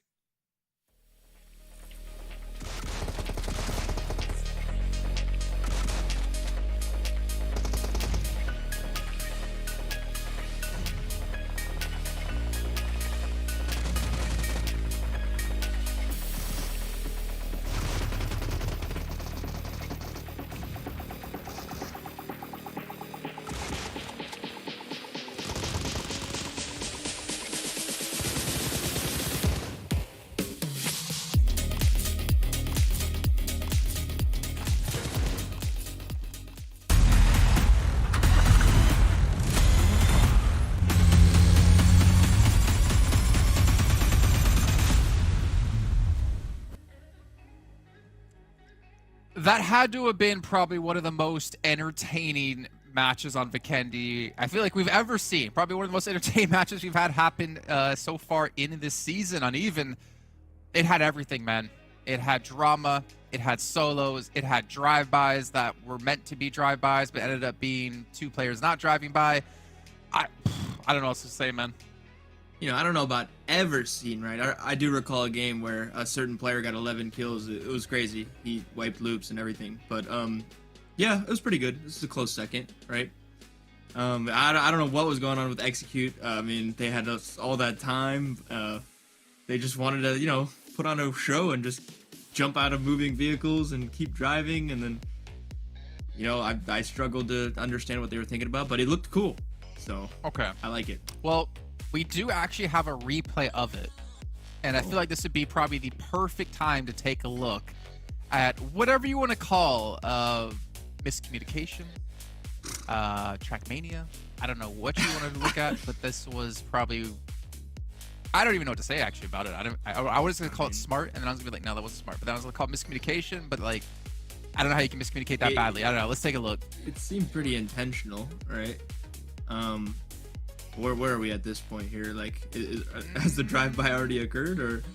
I don't know. This definitely is. Yeah. This is after the reset, right? So basically, you know, we got two players here who had all the time in the world to slow down and take their pace, and take their time, and you know, have their teammates support. But for some reason, they decided that it was the best call to like kind of just keep driving. The two players that remained in the car, it seemed like they wanted to fight, they wanted to crash. And then two of them had that in their mind, right? They pressed the exit button, and then the other two didn't, and then didn't even, you know, want to turn their vehicles around after they realized that their teammates, or maybe they didn't realize that the teammates had jumped out. You know what? Well, there's too many questions. You know what? We don't get to see it again, but you guys who are watching on the YouTube stream, luckily for you, you can just click back and go watch it again. And please do, because that was entertaining as hell. But Execute, you know, Trick, he survived. He got later on into the zone. But another player who survived much longer than he probably should have, well, Uneven will have something to say about this. 24K from YKG. So YKG fight BOPE again after having what was like almost a 1v4 yesterday. They lose 3 players. 24K goes off by himself. But now, lay the ground. How did he get to this position, and why was he able to stay alive so long? All right, well, this is another little tidbit of knowledge, and I don't know if the pros are going to watch this, but, you know, if you do a little bit of VOD review, you'll reach the same conclusions, right? We kept seeing repetitive hard shifts to the north over and over and over again, and especially in a map like Vikendi that is so centered focused, you know that after 2 or 3 hard shifts in a row, that north side is just going to be crystal clear. There's going to be nobody, right? And YKG, I don't know if they thought about this or what, but 24K, the last solo, he was like, all right, we need to get away from all the action in the center. I want to survive as long as possible. Let me go to the edge. Let me go where nobody is. And he goes north. And that's, you know, that's exactly what you want to do. That's what you could have done with your entire team, you know. As I was telling you, Vikendi there's so many compounds, there's so much third party, so many people condensed together at the center of the map like we saw, that like, you know, if you can take that nice, clean, empty side and control a lot of ground, and have some nice easy rotations, do it. You don't always need to force elimination points. Those will pick up as you get into the late games more and more. So if they knew that the north side was clear and they decided not to, I think that's a mistake. But I think more likely they didn't know that, and as a solo 24K kind of just went off and looked for a compound and reached the right conclusion with the wrong equation. Finish. Yeah. Well, you know what? I feel bad for all the viewers at home because I'm sitting here getting to talk to Neve and learn a lot about the game and how to make myself play better. But PASSIONFRUIT, they do take the victory. Wancho with a fantastic nade coming through. We have a little bit of time for the next match, so why don't we actually take a look at an interview that HotJukes, I'm assuming, did with PASSIONFRUIT.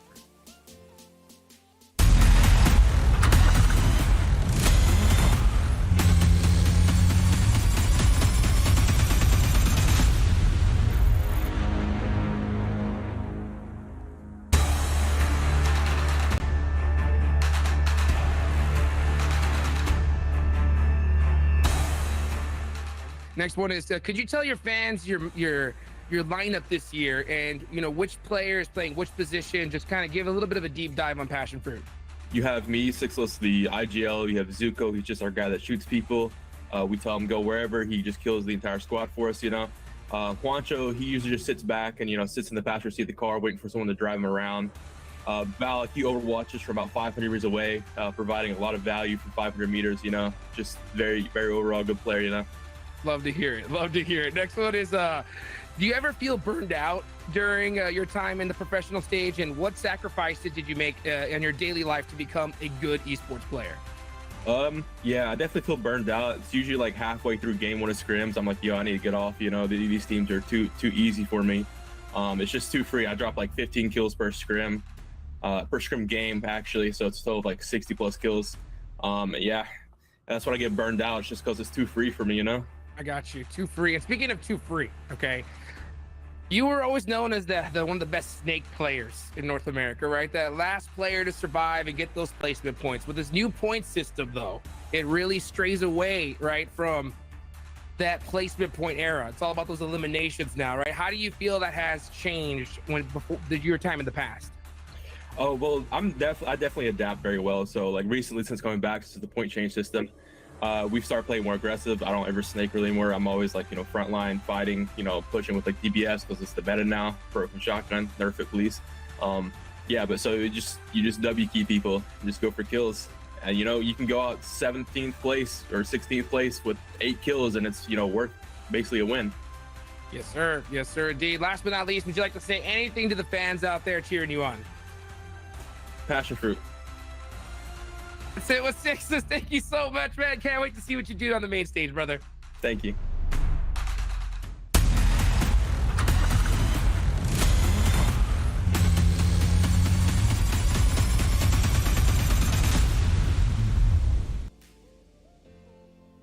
Woo! From the front lines to viewer partying, baby. That's what I'm talking about right there. That's how you do it, Sixless. Meanwhile, you got Juancho riding in the back of cars. But you know what? The whole time, he's just warming up that arm, baby. You know what I'm saying? He's warming up that arm, getting ready to lace those nades and get that chicken dinner. Beautifully done for them. It was cool to be able to talk to Six once again here, Zoom. Yeah, I mean, Six was saying 15 eliminations per scrim match. Wow. I don't know. Maybe scrims are a little bit different than the actual tournament. I'll tell you what, they really are. And it's not just him. I remember when I was at PMGC with Execute, we got like first, second, and third in the scrim matches. What happened in the actual tournament? Couldn't even qualify to the next stage. So scrims, man, you just can't judge anything based off scrims these days. But we know what we can judge. It's this match going on right now, the actual PMPL tournament matches as we head into Erangel HotJukes. Hey, you gotta play the scrims to get the elims, baby. But you know what? Here we go. Let's get this one started. We're headed back into Erangel. Man, I'll tell you what. Vikendi's become one of my favorite maps to watch. Because that map was so sick. I mean, Jason said it perfect. It had everything. It had everything. It had all the storylines, and all the crazy plays, crazy drive-bys. And, for those of you guys in the chat that are, watching this, criticizing Execute for, some, tough decision-making. that's them on Vikendi. You know what I'm saying?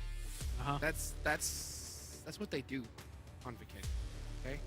That's the play. That's the play. That's the play. You know what I'm saying? Sometimes you're like, hey, we're falling off this cliff. Okay? We're gonna leave one player to make a 1v1. So when it comes to Vikendi, you think it's a curse for Execute, or is it a blessing? What do you think? In that play in specific, in regards to that, oh, hold on. Joey, Speedfire. Arevalo, jump in. It's always Da-da. Speedfire, man. Da-da. They get caught out. He's got the tree now. He does have the tree. The tree is powerful. Yeah. Oh, did Joey have does he have a name? Uh-oh. Oh, Revelation Oh. shit. He almost gets They're gonna slugged 2v1 again. it. Oh, someone's got a no way. pistol, They're trying to though. jump up there, and there's no way that they're battling him out right there. Oh, it's a jet. Takes him down with a machete. Dang. That hurts. That And they're gone. has gotta hurt. Oh, man. Insult to injury. Speedfire's already been having rough games. Rough. Yeah. Anyways, back to that Vikendi match, right? Where Execute, like, 2 of them hopped out of the moving car and stuff. I don't know about you, Jukes, but I've actually done that before in matches where our team is, like, driving really fast by a compound, and we like ramp a small little cliffside, right? So we get air, we get momentum, and my brain's thinking like, we're not clearing this, we're crashing right in. Get ready, hit that exit button, and guns blazing, right? So as they're going through the air, that's probably what 2 of them thought. It's like, oh, we're not clearing this. Exit button immediately, guns ready, and then the other 2 are just like, What are you Well, doing? see ya. And he's gone. It happens, just very rarely, but they made it work. Execute kind of, if they didn't hop out the car, they would have all, got eliminated. Because the other 2 that kept driving, they were done. They were gone. I don't know where they went, but they weren't alive anymore. So, yeah, interesting play there from Execute. It does happen. I mean, the miscommunications happen, and especially dire times where, the play's either one or the other. So it's crazy to see them do that here. But you know what? Now it's Erangel. It's time to shake all that off. You know what I'm saying? It's time to shake all that off. Let's see the Execute that we've been all hoping and waiting to see, and making beautiful decisions together. Not doing too much, just going back to basics and just making them plays. I think that's all Execute has to do is just get out of their own way. Yeah, back to the basics. Execute with that North George pull drop that we see so often. This zone, by the way, it's pretty much just dead center of the circle. This is probably one of the more just standard circles in Erangel. We have Gaka included, east side of Pachinki included. Could quite literally go anywhere. And taking a look at the map, Jukes, not seeing anything else too interesting. I don't know. Do you see anything? Nothing too that's standing out to me just yet. I mean, we are seeing a little bit of congestion over there in the Roslake area, but that is to be expected. So nothing too out of the ordinary. Canadian Eagles doing a split right now. That's kind of a little bit odd, between Lepovka and Kameshki. Quinn all the way up there at Kameshki by himself. I see that now. So that's a little, a little different. You know what I'm saying? There's just not enough room in Lepovka for 4 people to loot. That's So true. he's just true. gonna go to Kameshki. He said, on the I'll other do side. Kameshki by myself. We'll be good to go, baby. Yeah, you can see them right here. Over here in Lippy. This is where they got into it with MEZEXIS, right? In game 1. Yeah, and MEZEXIS had a huge game 1. They're not in this lobby though this time around. So Canadian Eagles, they're Chilling. safe. They're chilling. How are they going to get into this next zone? Where are they going to go? That's the question. Because pretty much a lot of the big checkpoints have been taken. There are definitely some spots still available for sure. The zone is pretty big. But as far as it's one of those circles where I don't think we're gonna see any real rotations, right? Because it's just like the power positions are spread so far across the map. Like there's a good one all the way in the east side, good one all the way in the west, south, north, wherever you want to name it. Where it's like, let's just wait and see the second circle, and then we'll really know which power position might actually help us in the next few zones. If you go now, it could go anywhere, and you're just like, may as well take some time to loot up a little bit, You know, get some more of that that level 2 vest, more first aids, grenades, smokes, you name it, Jukes. And honestly, looking at the minimap, you guys can't see it, but there's like one team moving right now, and that's K19.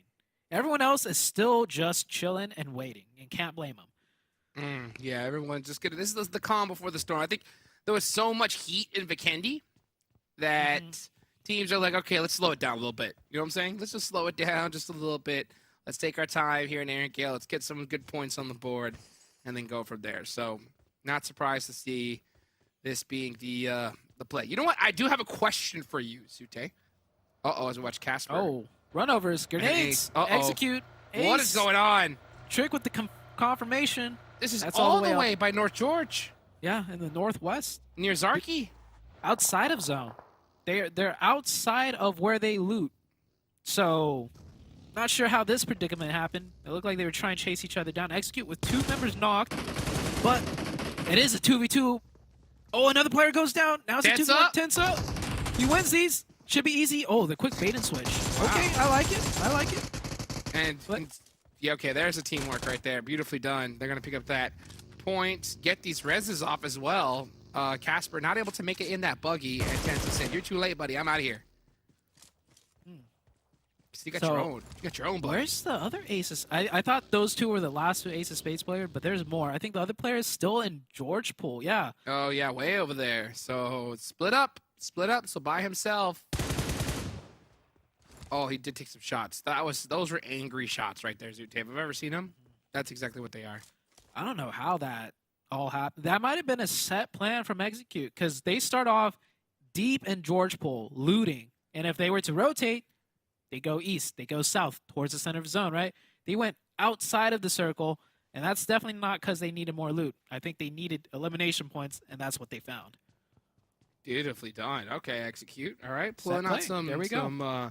some bait plays, you know what I'm saying? Some camping some rotations, vehicle rotations. Let's go. So I think they realized that, hey, you know what? Maybe they had that one in the playbook, and after that last game, they're like, okay, we gotta pull out some We're on plays. fire right now. Yeah, we gotta make some decisions. Let's go.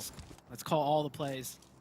We can do it all now. Next circle. Oh, the giant hilltops of Pachinki coming into full effect here, and of course, Pachinki itself is going to be a consideration for some of these teams now. This is going to be a hectic one. This is going to get interesting. Look at that. You can already see all the teams heading to that central area, that Pachinki Hill being taken up pretty quickly here.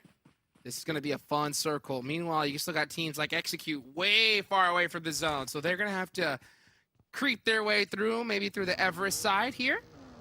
As we see YKG on the rotation. Man, 24K. Clutching up some nice points for his team there in the last game. That was pretty nice. Yeah, a lot of placement points.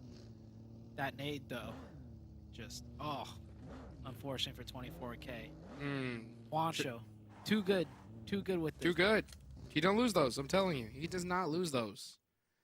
Man is an absolute monster. Oh, Juancho, Juancho, yep. Yeah, you know Double what? knock. Speak of the man.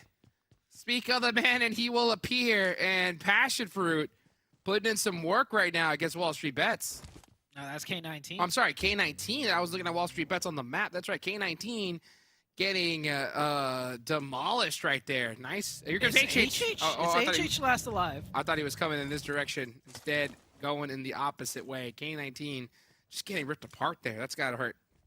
So you either lose HH first and win the fight. Correct. Or if HH stays alive, the rest of the team is gone. Ouch. That's what I've deducted so far. K19 just having such a rough week, 2 weeks even. I think there was like one day K19 started showing signs of life, so we were really kind of focused on them. Like HH is back. You know, this player had huge potential, did really well when he was playing. And then after that one game or day, they just fell off. Never able to really show a comeback. Yeah, not able to have that same success. That's been tough. You know, we definitely know that roster is solid. HH with so much experience in this game.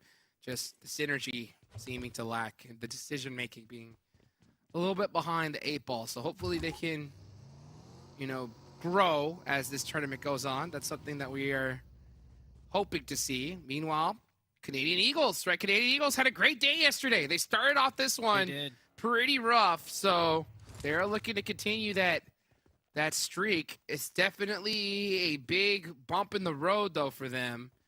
How are they going to cross it, though, right? How are they going to be able to bounce back once again and really regain that consistency? All it takes is a good game here. You can see them playing this very carefully. They're keeping those vehicles extra safe as they're creeping up onto Passionfruit. Next up about the pop. Where are we going, Zoo? To Pachinki. Let's see it. And, to a little bit west of Pachinki. Pachinki's still in, but yeah, okay, this hilltop, it's coming into play. And, of course, right on the low ground of those hilltops, such strong compounds. You still have a few options to pick from, so we'll see which teams take what. Passionfruit, by the way, man, their momentum meter is off the charts. They were doing well yesterday, like the whole week. They've just been doing better and better, but then they get that huge chicken on Vikendi, and now they're starting off strong now with 3 eliminations onto K19. Yes. Man, I want to see more of this Passionfruit. Me too. I want to just see them continue to grow here. That's what PMPL is all about, just getting better and better and better. Butterfly effect coming through here on the rotation. Passionfruit. Juancho's feeling it. Juancho's taking shots at everyone. Juancho's like, I can hit these now. He's like, I hit those nades, I can hit these shots. Let's go. That's what I'm talking about. Is like, all it takes is a good game. A good game to get your confidence up, and then you just start getting into the zone right now. And I think that is something we're definitely seeing as we see a big crash. SLR, Wall Street Bets getting shut down. Nice defense there from SLR. Yeah, SLR. All I heard were shots for a solid 5-6 seconds there. And SLR win that one out. Only one player locked, oh, maybe. Okay, yep. Change your angle. There's sightlines into these windows from 360 all around. High ground, across the ways, you have another compound looking your way. Yeah, this compound's not really great for...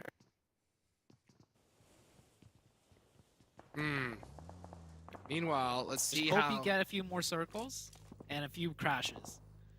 Sometimes that's what you got to do, right? If you get those zones in that spot, you're good. But if it doesn't go there, it's really hard to leave because there's just sight lines from every single angle, and your vehicles are most likely going to get destroyed. Yeah, and you're just going to be stuck. So yeah, it's not a compound we see a lot of teams take too often unless just absolutely necessary. You're betting that the zone goes here, pretty much. Yeah. And, well, they pick up 3 points already, so that's great for them. Execute. One of them knocked. Skills of Mine finding Casper. Casper in the back line's getting third party up on that north side, so Execute just trapped in a sandwich between Excuse and Skills of Mine. Casper naded, finished, exploded. Execute down to 3 now. And they're split up. Fate, I think, is on the high ground. And Fate gets knocked by Excuse. Uh-oh. Now it's all down to 10-son Trick. Execute, right? Starting off so strong with Casper with 3 eliminations. And now he is gone, done, and dusted. Just the final 2 remaining players here going up against Excuse. Back up against the wall. Trick has to make a play. As you were commentating that, Passionfruit took down 2 or 3 players of YKG. And look, Passionfruit, by the way, took down 2 or 3 players of YKG down in the southwest. Crazy. Passionfruit is turning it up. And Canadian Eagles, this is a beautiful angle for them to hold this ridgeline here. They're going to have so many sight lines on this fight. And they're just looking to pick up some big points. They have circle priority, too. When the blue zone closes, they could be the last to leave. The other teams are going to have to start cooking in the blue if they don't want to take this fight. The nades are coming in here. Excuse find themselves really caught in a tough position, and Execute, of course, even in a worse position. Trick goes down. Excuse should make that push over now. You better watch out, though, because Canadian Eagles are watching this. I'm surprised that Baby they take just those ran over shots. for free. How did they run over? How did they even cross? I didn't see those smokes out or nothing. But maybe they just caught him slipping. Tensa with a nice shotgun there. Got that S12K. Looking to heal up. Oh, Matt with the angles. Looking real good. Shredded. Down goes Tensa. And that's Execute out of there. Players are so good at just free-firing through smokes into corners and angles now. You just can't rely on smokes to think you're safe. Matt gets caught on the molly. He's on fire. Goes out. Canadian Eagles, nicely timed third party. Now they got a evacuate the area as the blue zone is coming in. They are taking a little bit of damage here, but I like how Canadian Eagles played that. They had one player further back to get some forward scouting, some forward info, and he's in a great spot to provide some cover as the rest of the team leaves. I love to see that confidence from Quinn, especially realizing that, hey, you know what? This fight's done. Like, my team's got this. Let me already start running over to my buggy and get ready for the next rotation. That's a good heads-up play right there from Canadian Eagles. This team, I mean, they definitely have the potential. We saw it yesterday. You know, all they got to do is just make a couple right decisions and continue with these plays, and we could see them really hit it home as we look at skills of mind now on the rotation on in. SLR having to make a bold one. Nice passing, they though. made it out of that compound. Yeah, they really made it nice out of that passing. death compound. They were all in one car, by the way, because that's the only And car some they had shots. left. XEZ with the shots there. Extreme Slayers down to 2. Robert needs to get picked up. I don't know if he can get picked up down there, and he's going to get confirmed. His health bar is blinking. I think it's trying to say, help me. Morse Help code. me. Save me. Help me. SOS. I don't think they're going for that revive. They're throwing smokes down, so they're committing some util. Maybe they'll go back down the hill. But yeah, you see YKG there. Down to a solo because PASSIONFRUIT took out 3 of the players of YKG. Wow. And Hayuya looking to go ahead and get that res off there. Meanwhile, you know, you got Super Lazy Reflex still holding this compound down.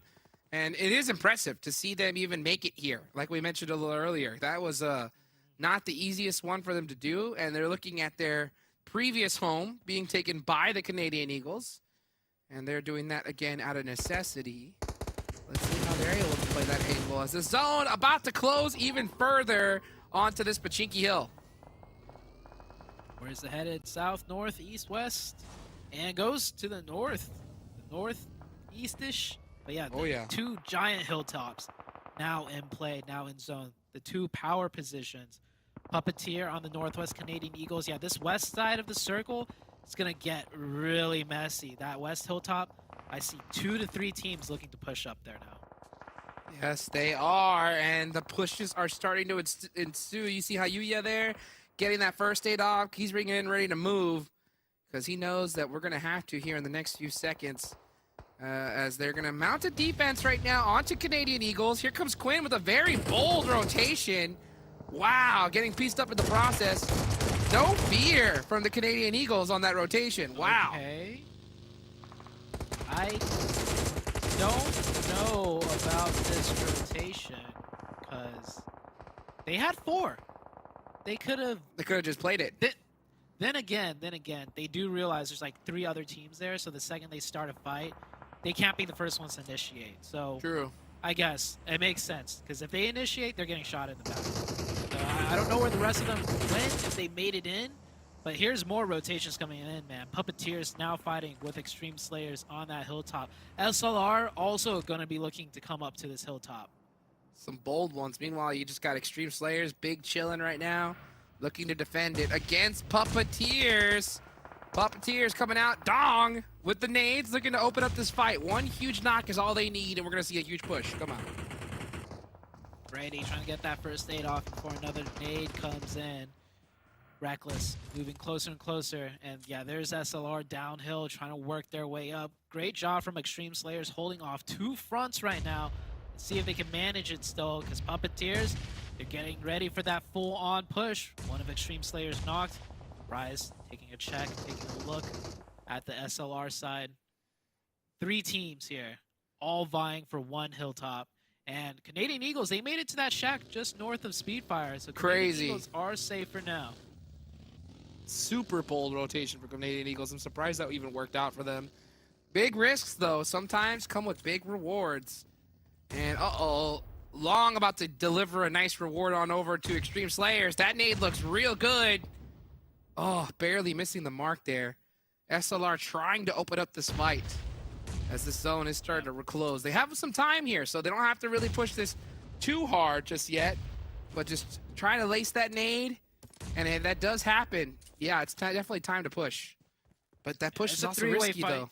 Yeah. It's a 3-way fight with the zone. Like, all 3 are in zone, so they don't want to rush it by any means. And my mistake, Canadian Eagles are out. They made it to the shack, and then Speedfire got aggressive.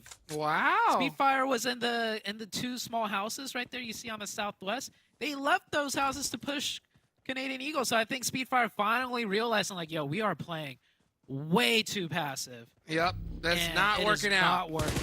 Yeah. And it definitely has not been working, that's for sure. So good to see them change up strategies here.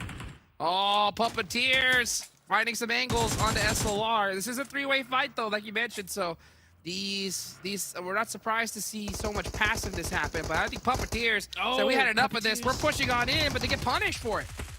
Yeah, What a shot! That's what happens. Three-way fight, and you initiate. You're the first team to initiate really hard. You're gonna eat some casualties. And Puppeteers down to 3 players now. One of them needs to be revived too. SLR, they get the full reset, and with the zone shifting back here, things are slowing down once again. Here they go. Either team, do they know that if they push, they're gonna get third-partied? So that's why we're seeing so much passive. That nade was ridiculous. That was almost a three-way knock right there. Yeah, so much damage. No knock though, unfortunate. Puppeteers haven't gone for the revive. I think they are getting another team rotating up, a wrapping rotation to the north. It is LOTUS. So LOTUS doing a nice little sneaky rotation wrapping around. And Puppeteers, I think they heard something because you could see the player Liu Jiang looking back there every now and then. Rise crawling for that revive. And PASSIONFRUIT, it's all down to Zuko. They were doing so well. Wow. Ophelia looking to open things up against Zuko here with that nade. Yeah, things were going so well, but you know what? Sometimes the zone don't love you too much. And, you know, Sixless mentioned it. It's all about those eliminations right now. So for them to go ahead and put some eliminations early on, it definitely helps out in case they go out early, which is most likely going to happen. But this isn't that early either. This is pretty deep into the game. Yeah, but it's 8th place. Not a lot of placements to be had there. I think that's what, 6 one? elimination points, though, for Zuko. Or not for Zuko, but for the team. Yeah, that's good. That's a decent game. Decent game indeed. Better than a bad one, that's for sure. So, an improvement for PASSIONFRUIT. Especially considering that they had a solid game on the last one, a nice chicken dinner. So we'll take those all day long. Meanwhile, Butterfly Effect, pretty quiet this tournament. No eliminations so far. I'm surprised to see that. They have a huge opportunity here to capitalize, and they gotta capitalize it on here and now. They're trying to hit these shots right now. They're getting knocks, but can't get the confirmation. Too many smoke spots on their sightlines, and yeah, Puppeteers looking to steal some of these points. And I think they're running low on ammo. You can see them trying to conserve some bullets, and Rise, Puppeteers shooting right back at them too, so hard for the Butterfly Effect to get that knock confirmation that they're so desperately looking for. They do have 1 point now, so they got 1. Can they get more before the zone shifts? Chances are they're not getting the circle, and they're going to have to push out into the open. Well, let's see who's going to get this next circle, because this is going to be huge right here. This is a very tough zone to hold on to. So getting circle priority is definitely going to help, especially if you're one of the teams on the low ground. Because even moving a muscle right now is going to be pretty tough. You can see Dong just staring at those smokes, trying to find an opportunity. I'm surprised not taking some pop shots. You know what I'm saying? Take some pop shots through those smokes, get a hit marker, then, you know, send it on to them. But meanwhile, the calm before the storm, you can see Extreme Slayers, they know how to do aggression. And I like to see that they also know how to play passive when times really warrant it. And this is a great opportunity for them to just set up a trap. Yeah, they've been so quiet up here. They know there's way too many teams around them for them to really stand up and take a challenge against an isolated team. And with the new circle, SLR keep moving once again. And the second shots ring out. Frady steps up, tries to get some quick angles and some quick third-party shots in. And SLR now back to focusing on the Extreme Slayers. Stellar getting closer and closer, but I don't know if he knows the player's right at the tree. Oh, right at the tree. And Hayuya does start getting shot up, has to run back. So very smart for him. Play a little bit more passive. Stellar's still trying to open up. Nade. Oh, he saw something. Yeah, he saw a little toe right there. Robert does a nice little shot on the Puppeteers and Thirst. but all eyes have to be on SLR, and here comes Frady. He does get knocked, though. SLR doing a great job of pushing this 7 eliminations so far. They're looking good. Yeah, they got 2 openings right there, so now they're going to go in for the finish. I think Extreme Slayers is just down to the one player at the top of the hill. Don't know, he's also taken out. Now it's just Puppeteers and SLR Speedfire getting aggressive now. Here we go. But he goes down. It's all up to Caesar. That has got to hurt. Cesar, you got to get it done, buddy. Oh, he's out wide in the open. It's going to be a hard one to peek. Yeah, and he does go down. So, hey, you know what? We have one team in particular that's really showing up. It's SLR, but here comes Puppeteers.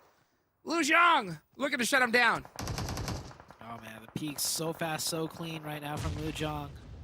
Puppeteers, if they had more players, I think they'd go for that push, but they're down to 2. They're worried. If one player goes down, it's just all down to the solo. Dong, though, does not care. He's taking the long-range shots. Needs to confirm it. Gets stolen by Long. Long is Dong's mortal enemy. If Long's not knocking Dong, Long is taking Dong's elimination points. Goodness gracious. The battle between Long and Dong has been going on all tournament long, and who is going to end up on top at the end of it? Yeah, I'm not wrong either, because it is a fact. And you can see both these players. We're looking at their perspectives immediately. Long going crazy. 5 eliminations so far. 14 for SLR. A monster game for them. Man, we were talking about how they were stuck in a bad compound, but they made it work for so long, but they finally go down, and it's BOPE. BOPE with 9. Wow. Starting to turn up a little bit here. And Puppeteers, they can still win this with Dong on the high ground with that DP. Yujing has to get these shots in, though he misses the crucial moments right there and will get taken down by Nycrox.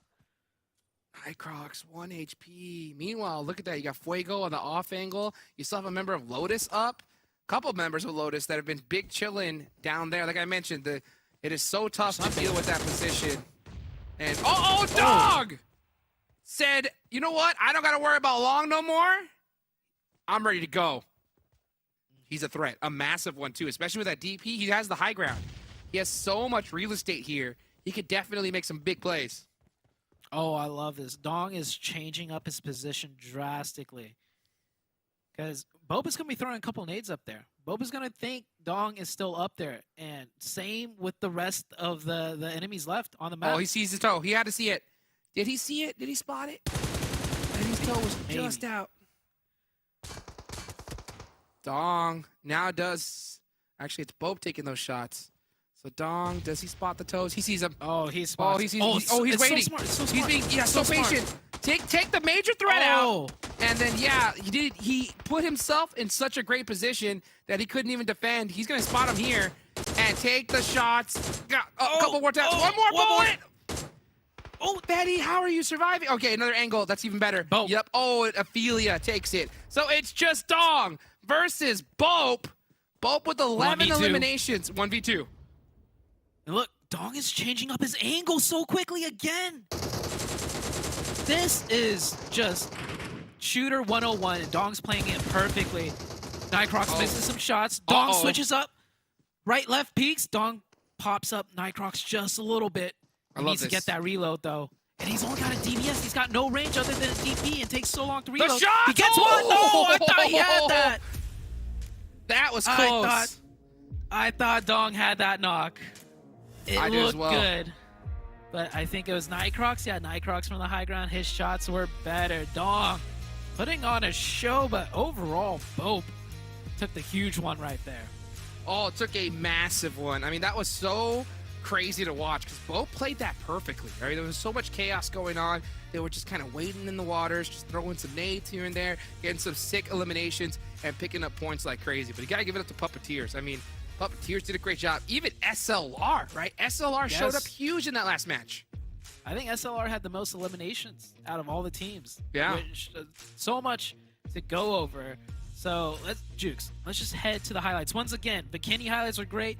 These highlights are better, or not better, but they were also great, I'd say. It's just like, man, this day just keeps getting better and better. So don't go anywhere, guys. We're going to go to those highlights and be back with the desk. Let's go.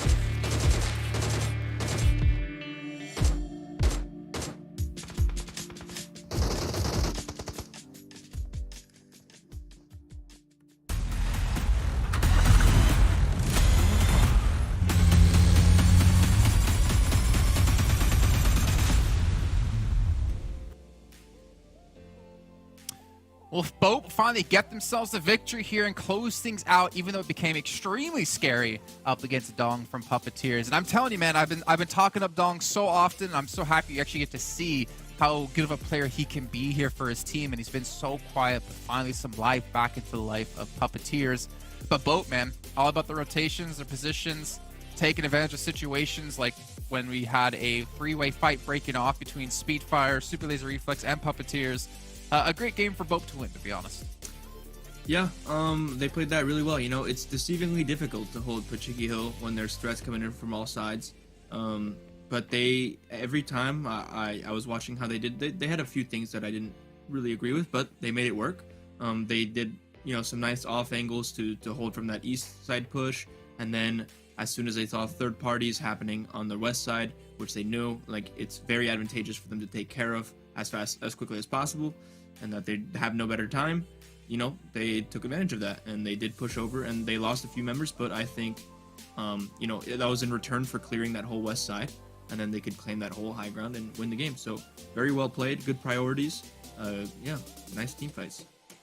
Well, speaking of team fights, like on that western side, we saw the three teams, right? Puppeteer, Speedfire, and Super Laser Reflex. We knew that was basically like a dynamite about to go off, right? We knew the spark was just burning down that wick until eventually someone had to make the play. I was just curious if you had any thoughts about that situation from either of the team's positions and how they could have potentially played it differently to have more success. You know, when you're stuck in those kinds of situations, like, there really isn't anything you can do. You know you're going to get that third party after. The best you can hope for is as quickly as possible and as cleanly as possible you finish the fight, right? Which is evident, you know. You have to stay up as 4 to withstand and be as healthy as possible to withstand that future third party, but there's not a whole lot of things you can control, you know, because typically if you try to go fast, which they need to do, then it gets sloppy, right? But you need both speed and to stay like completely as healthy as possible. So, you know, you're never, sometimes you can pull it off, and those are like really fantastic plays, really clean team fights, but it's kind of out of their hands, right? BOPE had that in the palms. They took advantage of it, you know. Yeah. Well, you're talking about speed, right? And well, one team we've been giving a lot of criticism to is Speedfire, actually, right? We talked about them twice now and how they've just been reluctant to make a move, to make a decision. And finally, as Zute pointed out, this time they noticed they had to finally make a play, and they ended up pushing from the compound they had that was pretty safe on the southwest side to actually push in Canadian Eagles compound, and they took it from them. So it's nice to see that we still have an adaptation in play out of them. They're starting to learn and starting to more comfortably get to the later stages of the game, but now they need to learn how can we make the right moves at the late stage of the game? How can we take these fights more cleanly? And that's just like small little growth that you're seeing out of these teams that honestly is phenomenal to see. Yeah, you know, they could take a couple lessons from how BOPE handled that Pachiki Hill, that whole game. You know, they pretty much did exactly what we were talking about in that Speedfire situations.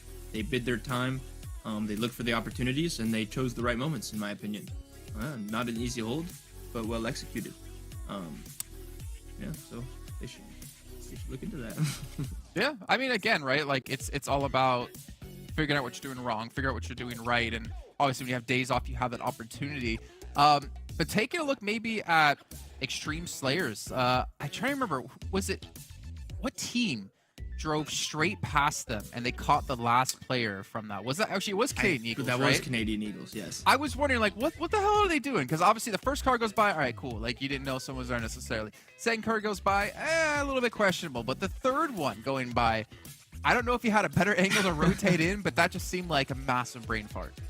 Yeah, it could be a lack of communication, right? You know, as you said, that first car, he has no information. He's got the most risk. He kind of has to go for it and try to clear a path for his teammates. But that's one very common mistake with kind of lower performing teams, is that when you get that information relayed, when that scout that's clearing the path for you, you know, can tell you there's someone there, he's gonna shoot at you. That's when you have to adapt and move. Like, don't just follow the teammate in front of you, right? You got to have your own brain. You got to have your own movements. You know, like, I think probably he just, that last vehicle was, the second vehicle might be excusable because they might not have time to really quickly divert from their path. But the last one definitely had time to, you know, consume that information that the scout was giving to him and adapt his game plan. I think probably maybe a little bit of nerves.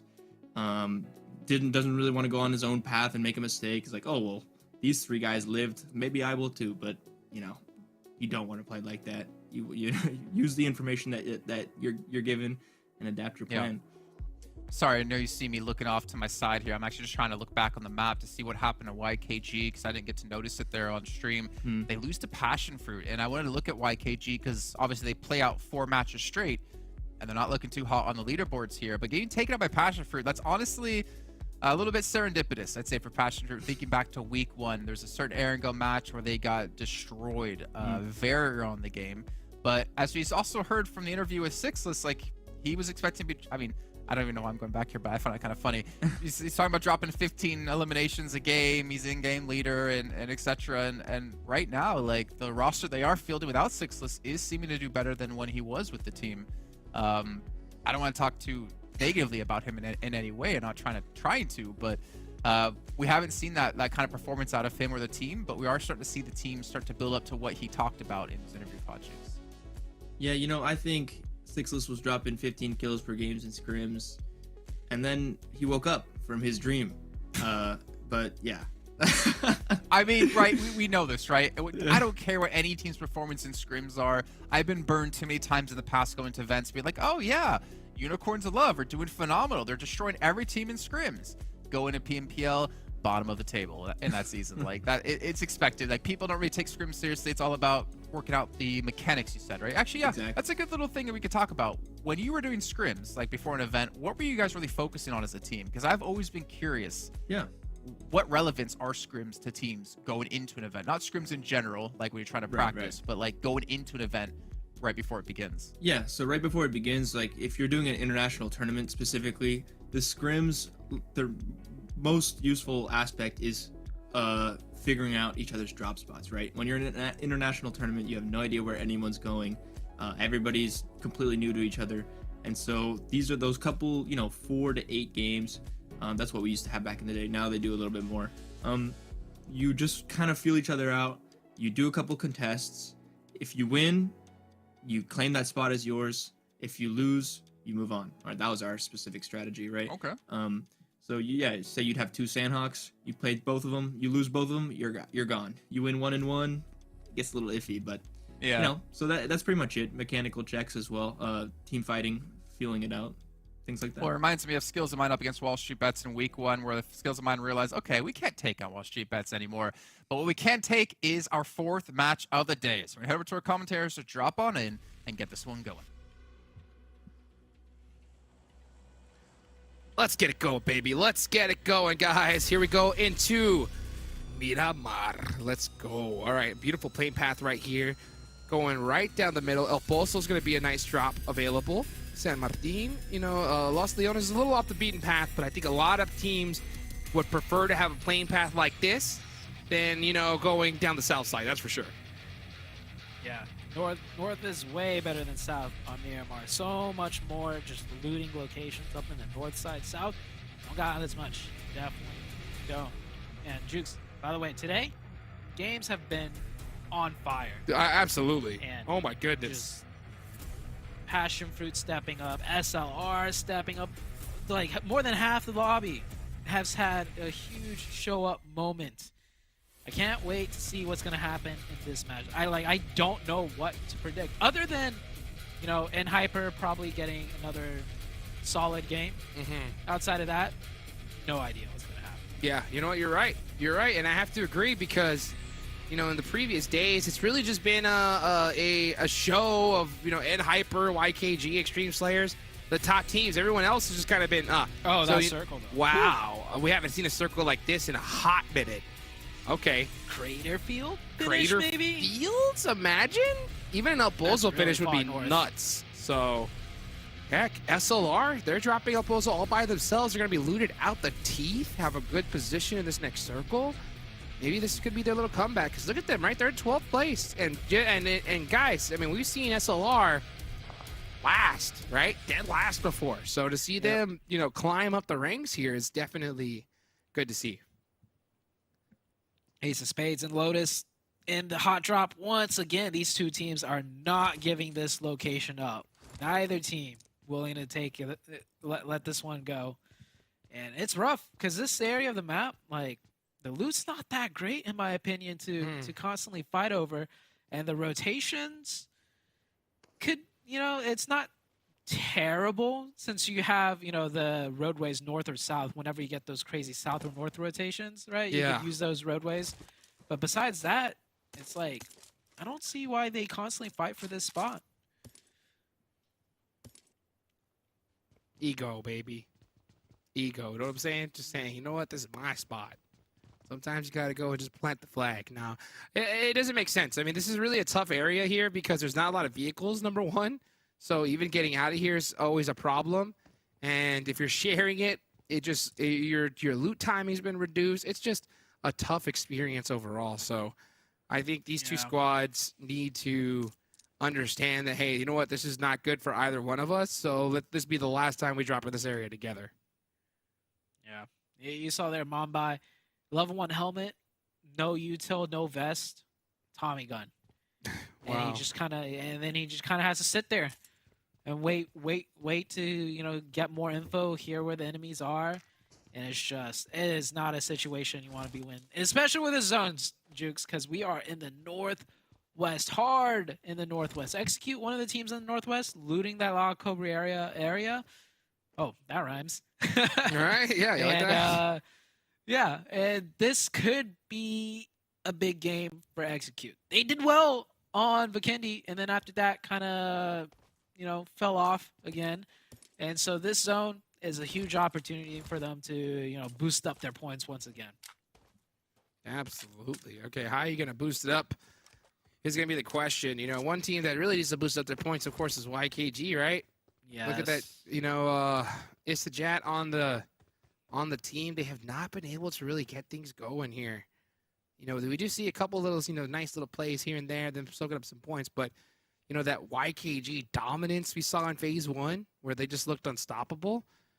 We're just not seeing it. And I think it has 100% to do with just how much better a lot of these teams are playing. Because, I mean, one team that just needs to keep bodying them is BOPE over and over again. I see them lose to BOPE. They lost PASSIONFRUIT last match. Yeah. So, yeah, you're definitely right. It is definitely the teams getting better and better, just more warmed up. I think week 1, more than half the lobby wasn't warmed up yet. And that explains why. Or that explains why, Jukes. We're seeing these teams stepping up huge, like SLR just did, PASSIONFRUIT stepped up, Canadian Eagles, right? So it is definitely these teams in the lobby is stepping up their game, and it is making it so much harder for YKG to get anything done. They're just seeming to struggle. Can't seem to get it done at all. And, it's tough, especially when you have, so many teams in the lobby leveling up little by little. I mean, PASSIONFRUIT, like you said, a team that's just been doing better and better. SLR's had some pop-off games. Speedfire, where you at? Where you at? Hopefully we see some of that. Yeah, Speedfire. Where you at? Speedfire is struggling to level up. They leveled up a little bit last game when they pushed Canadian Eagles. A little bit. Left their, safe compound and actually went aggressive. That was nice to see. So maybe Speedfire, but yeah, there's some teams that, just inevitably won't level up. Yeah. Not everyone can be winners. That's true. Not everyone can be winners, but hopefully we see them, something. Hopefully we see something here sooner rather than later. Moving on over, we've seen a lot out of BOPE lately. BOPE has been, making some really good, solid plays. And this is the team I was talking about, Super Lazy Reflex. Man, look at this. Soaking up some nice points in the early game. These guys seem to have gotten it together on the off day. They really stepped it up. Butterfly Effect, I think they had one chicken dinner game that we really kind of noticed, and then never seen again. So Butterfly Effect, still waiting to see where they're gonna step up. But like I said, not everyone can step up, not everyone can be winners. Teams are starting to rotate into this zone though. So I see a couple of teams Execute, SLR, Butterfly Effect, and Skills of Mind pretty centered up now. We have 412 coming over the top side. YKG holding down the far edge south. They're just waiting to see if the circle hardships back south to them probably. And yeah, everybody is starting to get a move on. Everyone is hauling it right now, except for these two teams. Still battling it out. Man, this is tough. This is the worst location to be stuck at. Impala is not a fun place to be sharing loot with. And now both these, fighting it. Yeah, or fighting at all. Look at this. Both these teams having casualties. Mumbai did find the bus, so that's pretty good. But, I mean, man, it's just not looking healthy overall for these two squads. So, pretty much a lost cause at this point, especially in Miramar having to rotate in so late. It's going to be tough. Yeah, so, I mean, if we see these teams even in endgame, I would be surprised. Yeah, just watching this fight is, like, annoying. Hurts. Like, Annoying. Yeah, when I say annoying, I don't mean like as a caster, as in like, why are we watching? No, not annoying in that sense. I mean, I'm putting myself in their shoes, and it just looks like an annoying fight. Like if I were playing and fighting in this, I'd be like, why are we in this situation? I hate this situation. Exactly. Yep. That's the worst. Those are the worst fights. Where even you yourself and you're like, why? What are we doing? Why are we even here? You know what I'm saying? Yeah. And like, I hate this. I hate this, and it's so easy to get frustrated, right? With your teammates, with your players. You're like, dude, how do we always, you know, that's where you have that talk. You're like, why do we always find ourselves in these situations? You know, we shouldn't even be here right now. And, you know, that is so distracting too, right? Instead of like, you know, obviously just trying to find that way to get out. You're trying to find a way, but you don't really see an obvious one. And wow, look at that kiddo. Just getting straight beamed there by Gera as he is right next to a Marauder. Oh, look at that. Oh, the axe. You gotta go for the BM. Yeah, 100%. They're frustrated. Yeah, they are. They're like, this is your fault. This is your fault. We got to deal with this. Yeah, it was like, you did this. You did this to us. You did this to us. To the both of us. How could I don't care that we won the fight. I don't like it. And, Denza going down here. And the circle, by the way, shifted northwest. So Crater Fields is now like kind of off-center. And more central is to the west of Crater Fields. So this is going to be an interesting one. Let's see how it does all end out. As Stellar looking to make the rotation. Man, I'm so proud of SLR. I can't keep talking about him. I mean, I really love to see teams level up as time goes on. And that's why we're so critical, by the way, guys. You know, if you see us really kind of harping on a squad, we want them to see better. And as soon as I say that, Long falls down. Oh, the long drop. The Jinx. The Jinx. You hate to see it. Execute losing Fate. Oh, man. That's what I was worried about. I was worried that Execute, you know, have such a good position inside the very first circle that they're not going to know how to play it. And they're going to be too split up, and then they're going to lose players one by one. And actually, they're down to one player, Jukes. Oof. I thought it was just Fate, but it's actually the whole team except one player. And that's how they're going to take advantage of a great circle, right? Oh, you hate to see it. You hate to see it, dude. That's one of those things, another one of those frustrating moments, right? You're just like, how is this happening? How are we getting caught in these situations? Especially when you're in such a dominant spot. But you know what? To each their own. It does. Happens to the best of us. Happens to the best of us. Let's see. You know, the most important thing is, how do you come back from it? How do you come back from it? And meanwhile, we're watching K19, another squad that we're looking to see just develop as time goes on. I am excited for North America this season, though, overall. You know, I think we're starting to see more signs of life than before. I still think that we as a region have a long way to go. There's no doubt about it. You know, I can't be shy when it comes to saying that. But, oh, look at that. Rise catching Gunpain off guard. That's like always Miramar. You know, there's so much open range. You kind of get a little bit too comfortable, and then you get like beamed from this crazy angle, and you're like, wow. Like, how do we not see these guys here? I mean, it's an area of the map that these teams aren't all too familiar with either, right? Mm-hmm. So it's like, can there actually be someone on that giant hill? I don't think so. It looks too hard to get up to. And then you run up there, and a head peeks out, and you're like, oh, darn it. yeah, and that's one where you're just like, you know what I'm saying? Like, you don't even, like, fault yourself. You think, it happens. Meanwhile, look at this. You see Canadian Eagles getting into it. BULUC CHABTAN. BULUC CHABTAN have definitely had some great fights here. Oh, they are so grouped up. The utility is just so dangerous for them. And Canadian Eagles not able. What happened? What happened, right? What happened to that crazy defense we saw yesterday? Yeah. I don't know why. I mean, we didn't see the fight until, you know, one player was knocked, but there was 3 players all in one corner of the room. Not sure how it led to that. Maybe they got corralled into that corner, which great job by the team on the offense then. But here we have K19 going on the offense. HH knocked. Okay, so HH first one's knocked, right? Yes. They're going to win this fight now. They're going to win this fight. That's right. HH That's is correct. first one knocked. That's AJ how it works. first one knocked. He's They can't shooting be his stopped. teammate. Oh What my is he doing? goodness. Wait, what was he spraying at? He's bringing his teammate because he wants them to say, hey, give me intel. Give me intel. And look at that. Wasted. Gets it done. And here they go to clean up K19. Very nice. I'm actually genuinely confused what was going on there. No, I'm It telling looked like you. he was like blowing up the car, maybe? Like, but He okay. was shooting at him because he was demanding information and he wasn't giving it to him. You know what I'm saying? Okay, I see. Well, So- K19 are losing this fight, so HH going down first wasn't the solution. Mm-mm. But who knows? Maybe Trip, right? All by his lonesome. All by his lonesome can get revenge for HH and Squad. Good shot at Sanhok. He misses those. That's not good. And goodbye. Yeah, not much he could do. Not much he could Yeah, do. that's tough. That's a tough spot for sure. Tough spot. 3 teams with only 1 player left. So Wow. it is rough. This zone is making it real rough for these teams. And you know what this board is telling me with how many players are up, alive, and stuff? What's that? That a lot of these teams don't know how to get into this zone, and not necessarily faulting them.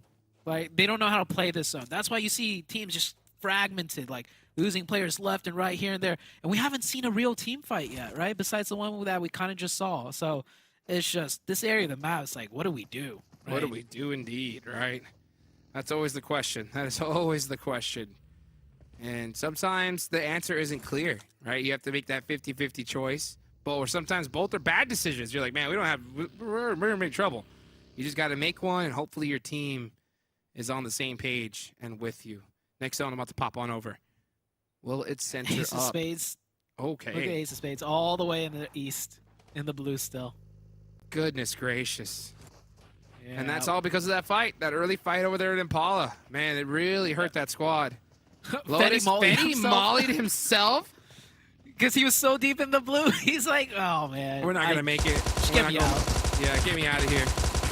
Exotico. Crazy. Exotico with the nice shots. Crow up top. MEZEXIS have all the angles here. They should win this fight. Yeah. Oh, hold on. He's got teammates, so Exotico does make it out of there. He repositions himself to the lower ground. His teammates coming up to help. MEZEXIS Ooh, 3v3 actually- situation now. I'll give Butterfly the spot to Butterfly Effect. I think they have a better angle Yeah. now. After that I think so, distraction. too, actually. Oh, that nade should be good. Oh, so Yep. good. Yep. They have all the sight lines and hill priority.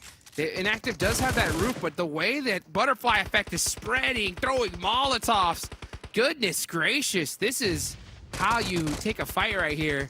Nice Step little it up. pre-fire. Yep, that should be easy knock there. There you go. Now it's just Crow up left. Butterfly Effect, just make sure you don't get caught on a 1v1. All you're going to do right now is buy time, Kubi. Pre-fire Yeah, each just run in angle. circles. Yep, run in That's circles. fine. Yeah, perfect. This is how you do it. Well played. Oh, wait, hold up.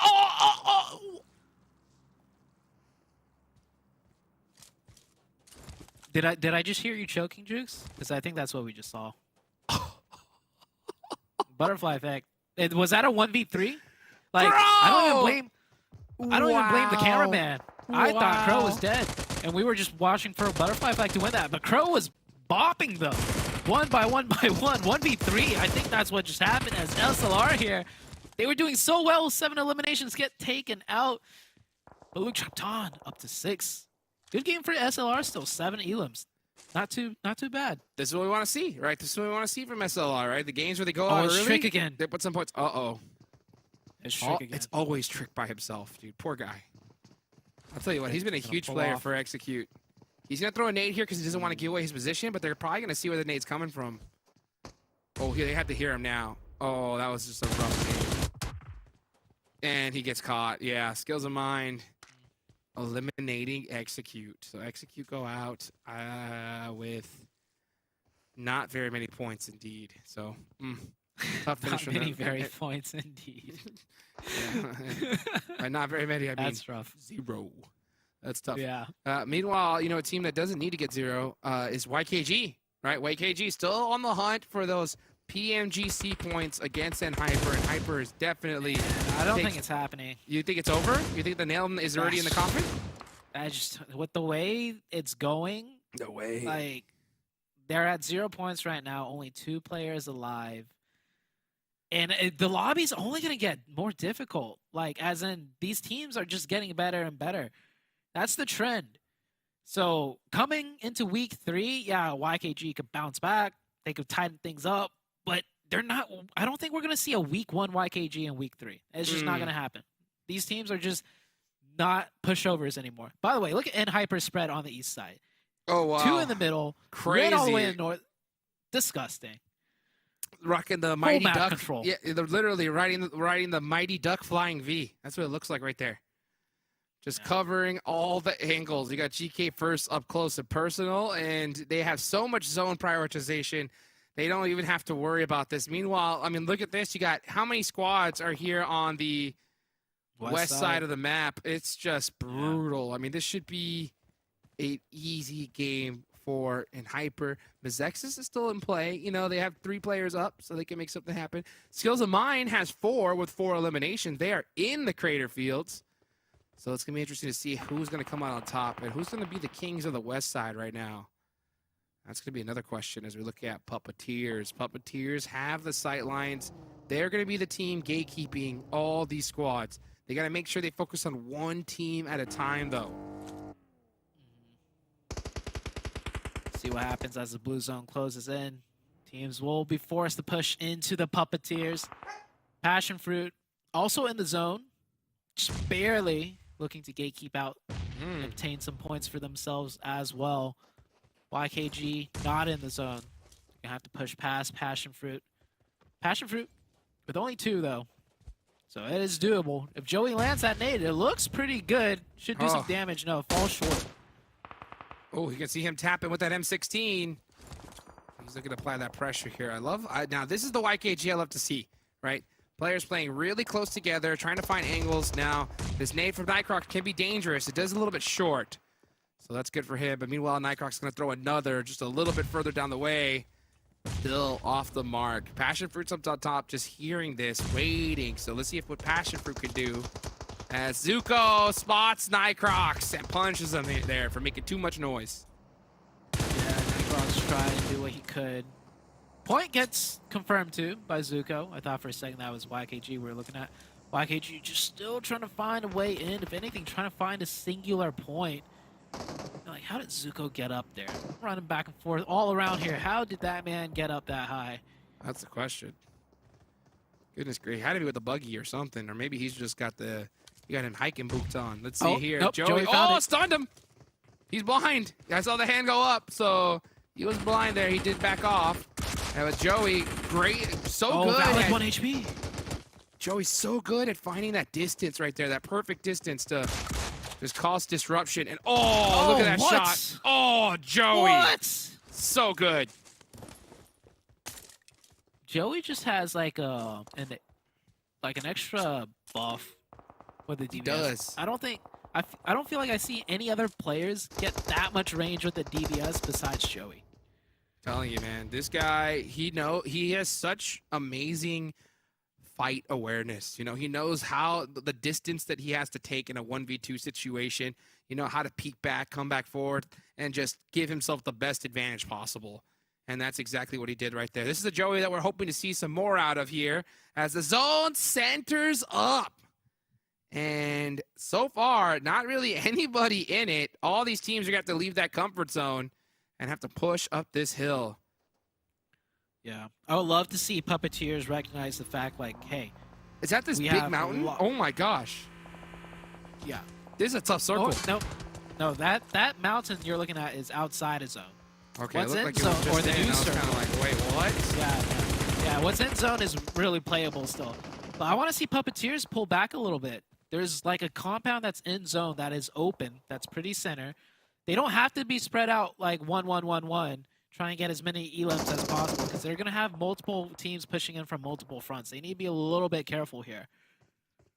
Meanwhile, you got Supra from BOPE, last player alive. So he's the only solo left. 4-1-2 is still big chillin', with only 2 players up, though, so they got to play this a little bit carefully. And you can see Puppeteer's Rise has 4 sightlines on him. Skills of Mind with 6 eliminations so far, having a great game. Yeah, Skills of Mind showing up this time around. Yujang has to hold this side by himself, and he's against Joey.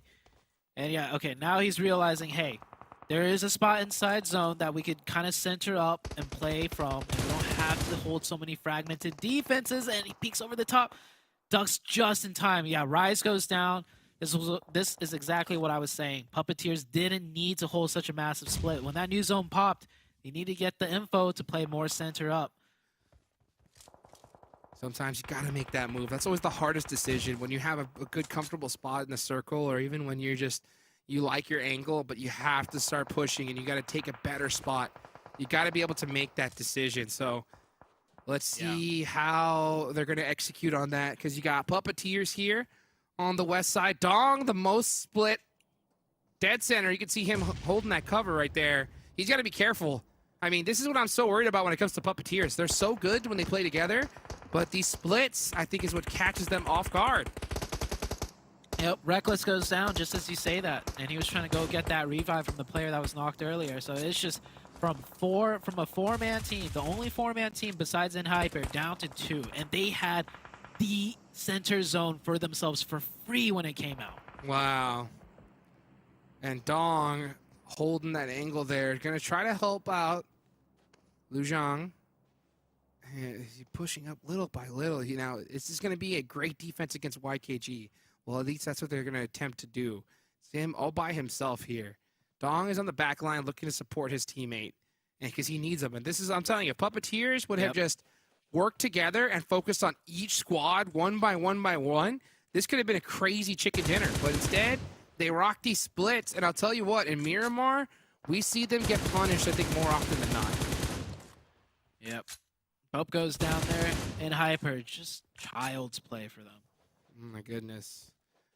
And they keep coy all the way in the back just to anchor things down, like get all the info possible. Because you don't need 4 there. And you got 3 gunners in the same spot. A 4th one is going to be too big of a difference. That's Kindness putting in some really good shots now. From long range, the dude is just a monster. Joey does get knocked there.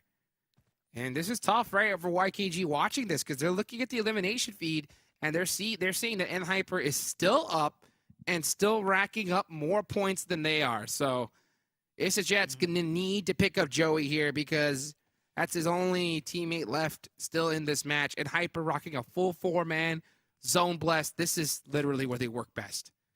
It's their game to lose at this point. Honestly, there's no way they lose this. There's no way they lose this. Yeah, there's no way. If Zero you asked chance. me last year, I'd be like, yeah, NHyper has a chance at choking this, because they choke a lot. But now, there's no way. Oh, look at this. There's Another so one. easy. Another And one. all the meanwhile, YKG is seeing this in the feed, right? I'm telling you, it's done for YKG. stings. YKG is not gonna be able to catch up PMGC points wise Wow. against NHyper. You heard I it don't here think first, so. folks. You heard it It's just here. not possible. You heard it here first. Not even possible.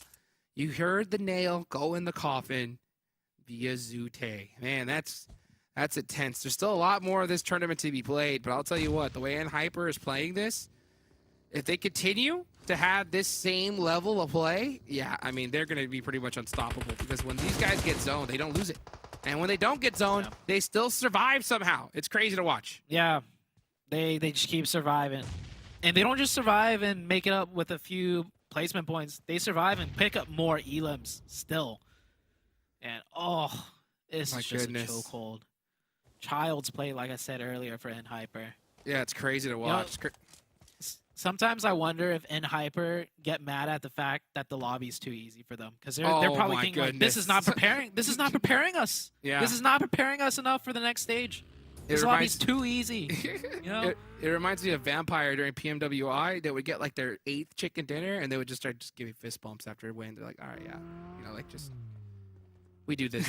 You know what I'm saying? Like no longer the let's go. You know, just another win. Put it in the bag now. You know, and Hyper, just dominated Joey. That's gotta hurt. If you're YKG, just feeling your chances of that, all that work you did all year long, right? Spring split dominance, starting off strong here in the fall split, and just feeling that ticket to PMGC just slip through your fingers. It's gotta sting. Time for him to molly himself. Hey, do you think this is a good name? Hey, his name, very accurate right here. All right, guys, let's get it going. And Hyper with the chicken dinner as predicted here on Miramar. I mean, who could stop them? That is the question. Who could stop these beasts in the lobby? No one. No one. They're just playing way too well. I like the whole shift in dynamic, by the way. We had like crazy games, Jukes, and then we have the most like just nonchalant Easy chicken dub dinner ever. and Like Hyper. like they got 12 eliminations too. A dozen. Any other team that gets 12 eliminations in any other game, we're like, dude, that was massive, that was huge. But they just made it so easy that That's it's right. just like, 12 elims, chicken dinner, and Hyper. What more do you Wow. want us to say? Congratulations. You won. Not even hyped about it. I'm not even hyped about it. I mean, this is crazy. I mean, 12 eliminations, a chicken dinner just rolling through the lobby. And you know what they've mastered is like, look, at Miramar, splits, I think, work if you're on the outer edge of the circle. You know what I'm saying? If you're on the outer And if you know edge, what you're doing. and if you know what you're And you doing, know right? what you're doing. And your team is talking to each other well, right? You're able to kind of cover angles, get knocks, and then push your way on through. If you're in the center, though, man, splitting up against teams that are just full pushing on you, it just doesn't work out. I want to see Puppeteers do what they do best in a zone like that. When they get the circle, play tight, and just focus on one team at a time.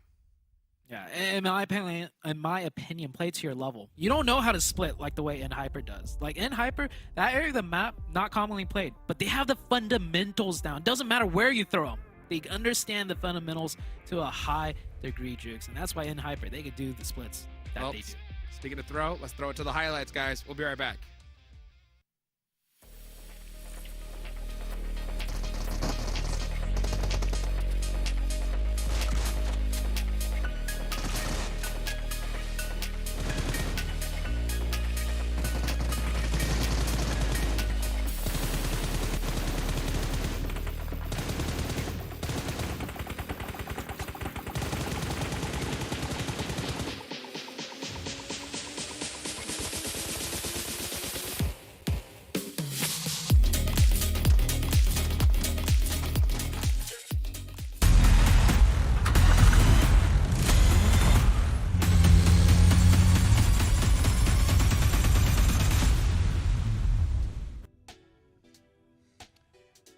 Well, it wouldn't be a day without Hyper getting a victory, and another really good victory of them nonetheless, because they also lengthened the lead up against YKG when it comes to PMGC. But uneven, I think one of the most important things we need to take away from that match, and as you heard Zute and Hachis talking about, the spread they had was phenomenal. We'll talk about that in a little bit of time here. We'll take a look at the match rankings, get an idea of how many points Hyper got for themselves, 22. And no one else passing 10. That's pretty disgusting. Yeah, I mean, not too surprising from a match that was so condensed, right? There was a lot of people alive very, very late into that game, just because of the way the terrain is, with with the amount of buildings and cities and mountains separating viewpoints. So yeah, oftentimes when you have maps that are this condensed, everybody's dying all the time. There's not too many elimination points, except for obviously that one team. And Hyper was able to stay away from all that noise, play that quiet east side, hold some really, really nice controlling splits, and, not have to deal with all that, right? They kind of recognized, over there's where all that action is, where there's too many factors to control. Let's play this quiet side. They found it, and they played it perfectly. Okay, well, you can see Skills of Mine get 9, 412 Nomads, ended up finishing second with 8. Puppeteers with 8, YKG with 8, finally getting some decent points on the board here, it feels like. Super Laser Reflex with 7, BOPE with 6, and BULUC CHABTAN with 6. I feel like we haven't talked about BC in a very long time. and by very long I mean obviously yesterday, where they won the final match of the day. And then looking on the rest of the list, PASSIONFRUIT get themselves 4. And the reason I'm rattling off these numbers for you, Uneven, and for the viewers obviously at home, right? What kind? Okay, NHyper have almost a 60-point lead over anyone else in this lobby in Phase 2. They're at 175 points with 101 eliminations. They almost have more points in eliminations than our second place team has total points. We have Extreme Slayers at 116 in second place. PASSIONFRUIT in third place with 114, tied with 412 NOMADS in fourth place at 114. Then it goes to 106, 102, 99, etc. 60-point lead. Hello? Are they even playing the same game as the rest of these guys?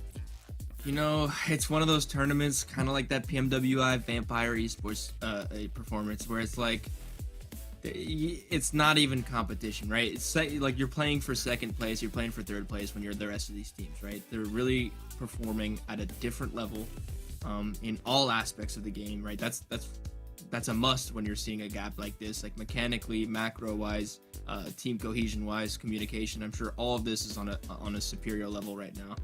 And as you said, YKG getting 8 points, and then you realize, oh, that's a decent game, right? They're stepping it up, and then you realize that NHyper did 22 points. So not only did they, not even get close to catching up, but their lead has, increased by however many points that is. YKG are at 80 points this week, so almost 100-point difference. And I think going into the week, NHyper had like a 20-point lead over YKG, so they're looking at about an 80-point lead over YKG for PMGC points, with only 6 days left plus this last match, which YKG's not even in, and NHyper is. So this is going to be ridiculous. And before we break down the player stats here of NHyper in this last match, let's actually take a look here at what we meant by that spread they were pulling off. And we have a nice little screen to throw up for you guys to see at home. The spread is just redonkulous, and I wanted you to actually talk this through and what eventually happened, if you can. Yeah, I mean, so this is a classic, right?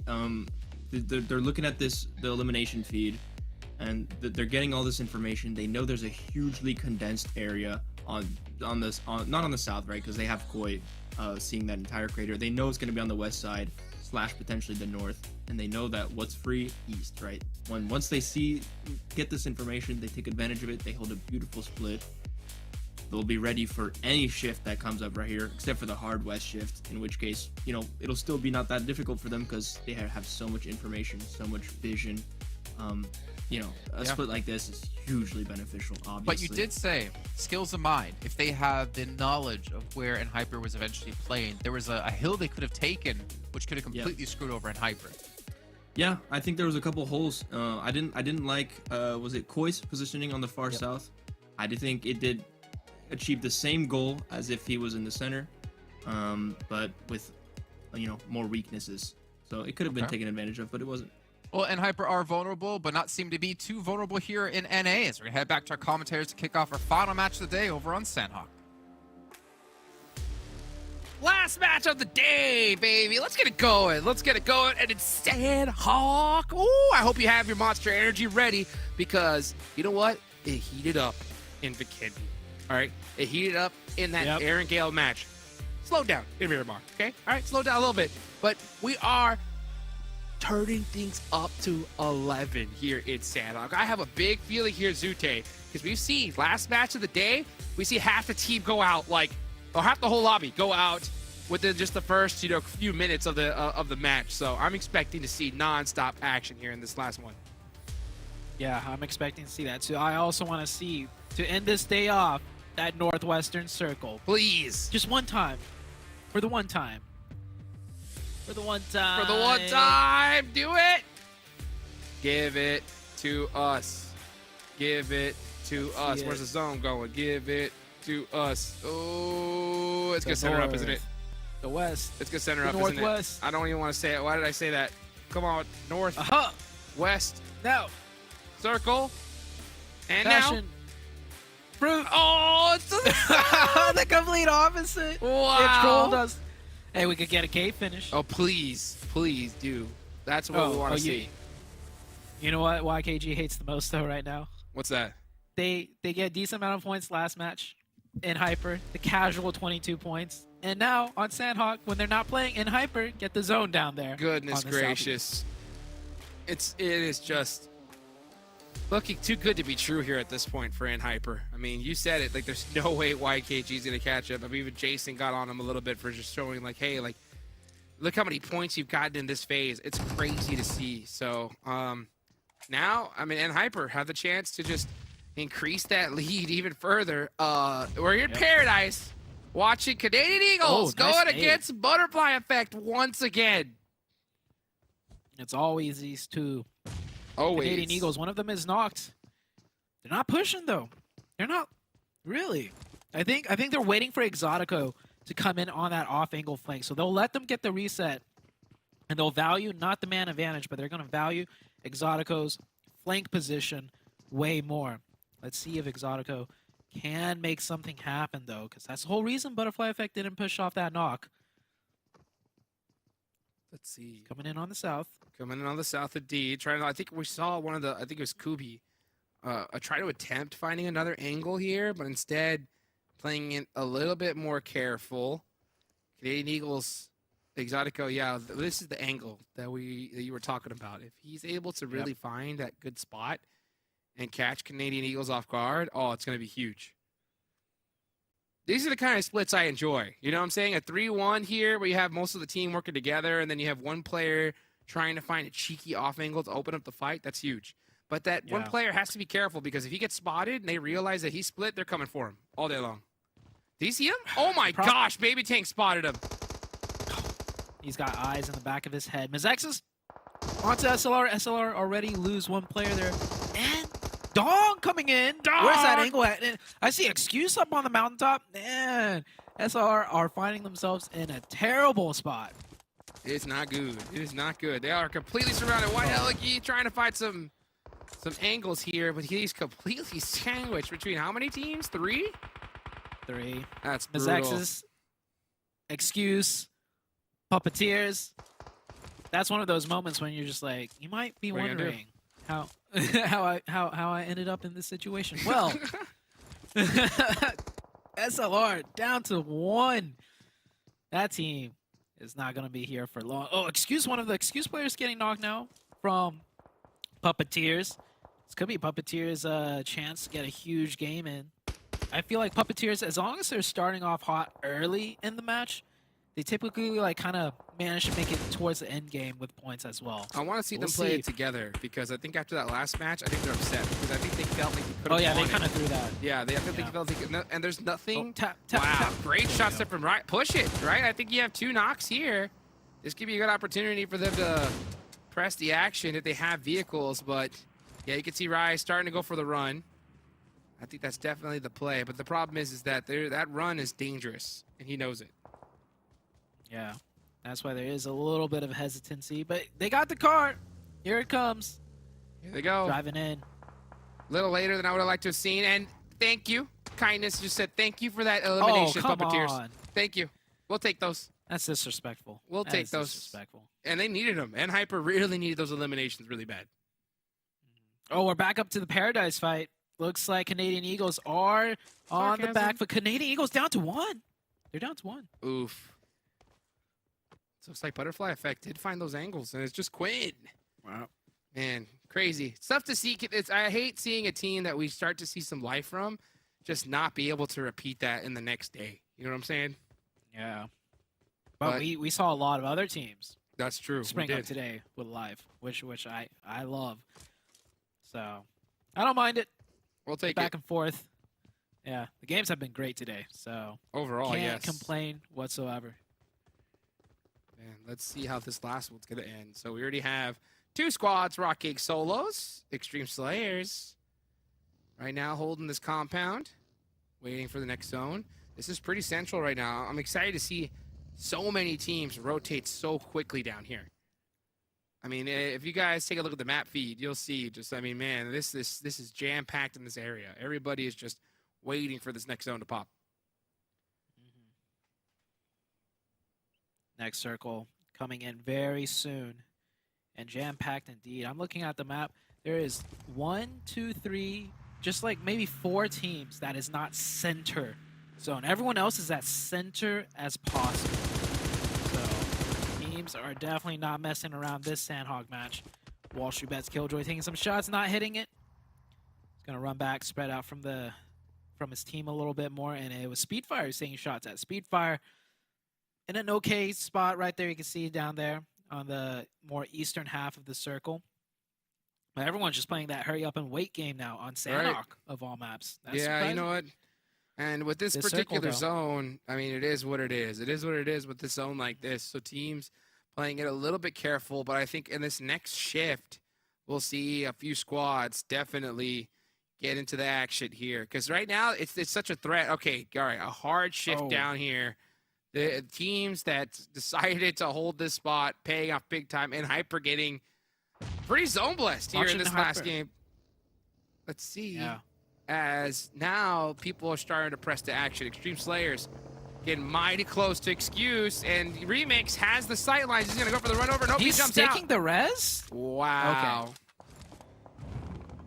I don't know if you saw what I saw, but it looked like he was holding that res just for a little second longer with Remix driving right by in front of him. Maybe he thought he had a timing to get it off and then take the shots. Nope. But Extreme Slayers, they need to go fast, and they need to go faster than how fast they're going now, because that zone far down in the south. Oof. And I won't be surprised if Hyper somehow play a 2-2 split across both sides of that, little lake river splitting cave. If any team is going to pull off something like that, it would be Hyper. That's for sure. You're absolutely right. If any team can do it, it's going to be them. So let's see just how many points they're going to rack up once again here in this match. These guys have just been rock solid all phase long here. And MEZEXIS looking to try and turn things up. Dong, another player that's been pretty dangerous. And I want to see Puppeteers just stick to their roots here. Just play together, use that aggression that you love to use. And I think we could see them have a lot of success, especially in Sanhok. Yeah.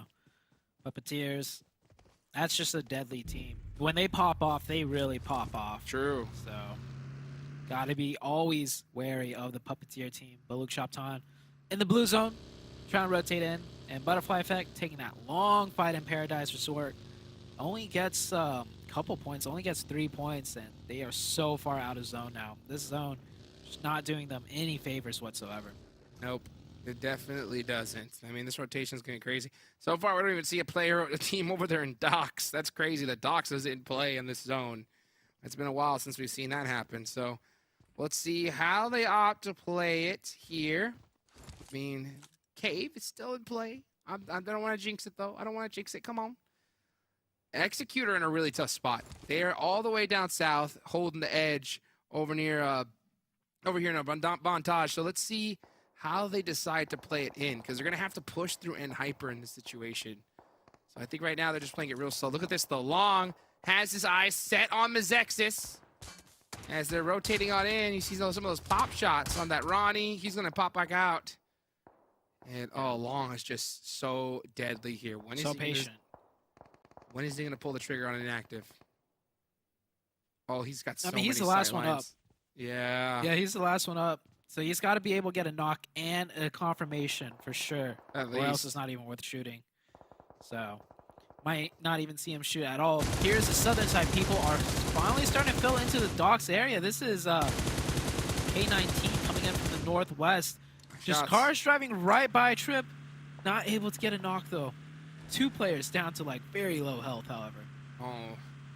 The Ronnie is that one vehicle I'll give it exception to just blast, because that thing just explodes so easily. So normally I'll just say like, hey, why aren't we seeing these teams and players go for tires? Because it's just so valuable. Ronnie just explodes. Oh my goodness! I've been asking What is for that? it. I've been asking The for cave. it, Zute. There's a Yeah. big chance we could actually see a K finish after years of begging. That would be crazy. Let's see it. And Hyper on the high ground, though. We got Ren on top of the cave. And notice how they're not playing all 4 players on top of that high ground. Why? Because they know it's easy for them to get surrounded, and it's hard to hold multiple flanks. So instead of just playing the high ground, and Hyper are doing a 1-3 split, and they'll have that whole west side cleared by holding more focus on the west side without being on the hilltop. That is just something teams should really look at and think, why are they not all playing up there as 4? And there's a lot to learn from it. A lot to learn indeed. This is just absolute chaos here. Chi looking to hold some angles. Right now, Wall Street Bet's in a pretty good spot in the zone. They have really good defense in this area, especially with this, since it's completely surrounded by those broken walls. You can see Skur looking to the sky a little bit. You know what I'm saying? Just trying to see if he spots something crazy. You never know. Never know. Never know. Never know. Maybe there's a player up in the palm trees. Gotta watch out. Meanwhile, in Hyper, so deadly, holding down this bridge. Trick actually went down it. Trick actually went down this bridge and got punished. That's crazy. I am shocked to see one of these. You never know. I mean, yeah, okay, it doesn't kind of work there. You should know. you should know know that that bridge is heavily watched, especially this late in the circle. You know what I'm saying? I agree. It's just execute, man. Sometimes That you gotta send Northwest it. Island. That Northwest Island, just You're just saying, give Terrible. it up, right? terrible spot to play it. Oh, Fate just gets knocked too. I think he should be able to get revived, but Passion Hyper Fruit. hitting all the shots. Oh, here we go. Against Speedfire. Uh-oh. Grenade. Not landing in the right area. Passion Fruit going in ham, going hyper aggressive here. Where's the rest of Speedfire? Are they going to come support the players at the building? We'll see. They got to make some plays because right now, Speedfire currently has that title of It's Just Speedfire. They got to make a defense, though. They have to be able to put up a fight here. Otherwise, they're just going to be getting full sent on like crazy by every single team. Speedfire. I don't think I've seen them make a defense at all today.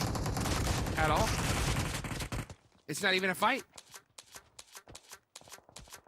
That's tough. You know what? Like, I'll give them this. They threw the nades in the building, at least. Somehow, just like none of them connected. Yeah. Yeah. So, Unfortunate. Not able to hit the I don't know. mark. So there they go. Gotta The work on next the zone. mechanics at You that know what? point. I'll tell you what. Out of all the teams that needed this circle, and Hyper needed it real bad, you know? So let's see how they decide to handle being zone blessed, because it doesn't happen often, Zute. Yeah, and Hyper. Also, when Hyper gets zone blessed, it's just like sometimes they don't play it well, right? Yeah, they never do. Like yeah, they really. it's so They they always really struggle. They really gotta work on that. Yeah. K19. Hopefully they can figure it out this game. You know how to deal with a zone bless in Sanhok. Let's see. I think that maybe they might be able to figure it out with like 15 eliminations. What do you think? Yeah, maybe 16. I know 16 is not a lot for them. They're gonna be bummed that 'cause it's not there's- 20. Yeah, but seriously, this circle just Hyper written all over it. Oh my goodness! But nice shots. the long range, 4-1-2, doing a really good job this game as well, putting in a lot of points, 5 elimination points as well, and they're looking to get way more looking at Wall Street Bets. Yes, they are. And Cave still in play. It's off the beaten path. I know. All we need is one good hard shift. One good hard shift, and Cave's still in play, baby. Come on. We're at stage Look at this number rotation 4. by Passion Yeah, Fruit. let's look at that. Yeah, Passion Fruit. They're just Sending full it. send one compound and then wrap all the way around. They're going to full send something else. I think they're going to full send. Oh, Lotus. they full sent it. Here they go. Here come the nades. Here comes the util. Juancho got the DBS in his hand. Uh-oh. Zuko does go down. Yep. Oh, Nate down to 1 HP. Fishy up close. Personal. Fishy's just getting Rest of free the reign. team. Yeah, you might say free reign, but Fishy is tagged up. Smoke's coming down. Oh, he's going to back off. Oh, that's tough. He's going to back off. That's tough. Passion Getting Fruit gets the full punished. reset, and BOPE! Wow, what a shot through the smoke. Now Passion Fruit might push this and go aggressive. It's perfect timing, too, because they were able to get that res off and looted back up. So I love the fact that they checked their backs. They want to check that ridge line first before they made this push. And they did see it was clear, but you never know. You never know. So I think that's why we're seeing so much hesitancy. And every second that's ticking is just allowing Lotus to get a full-blown reset. Come on, Cave! Yeah, can't push now. Cave! I thought they were going to do it because the smokes were already laid down by Fishy. So they could have used those smokes against them. Oh! Cave? No. like a We're knife. gonna go to where the zone you least expected, Jukes. It's gonna go Hyper. on to end hyper. Come on, you zone magnets. You couldn't hang out in cave for once.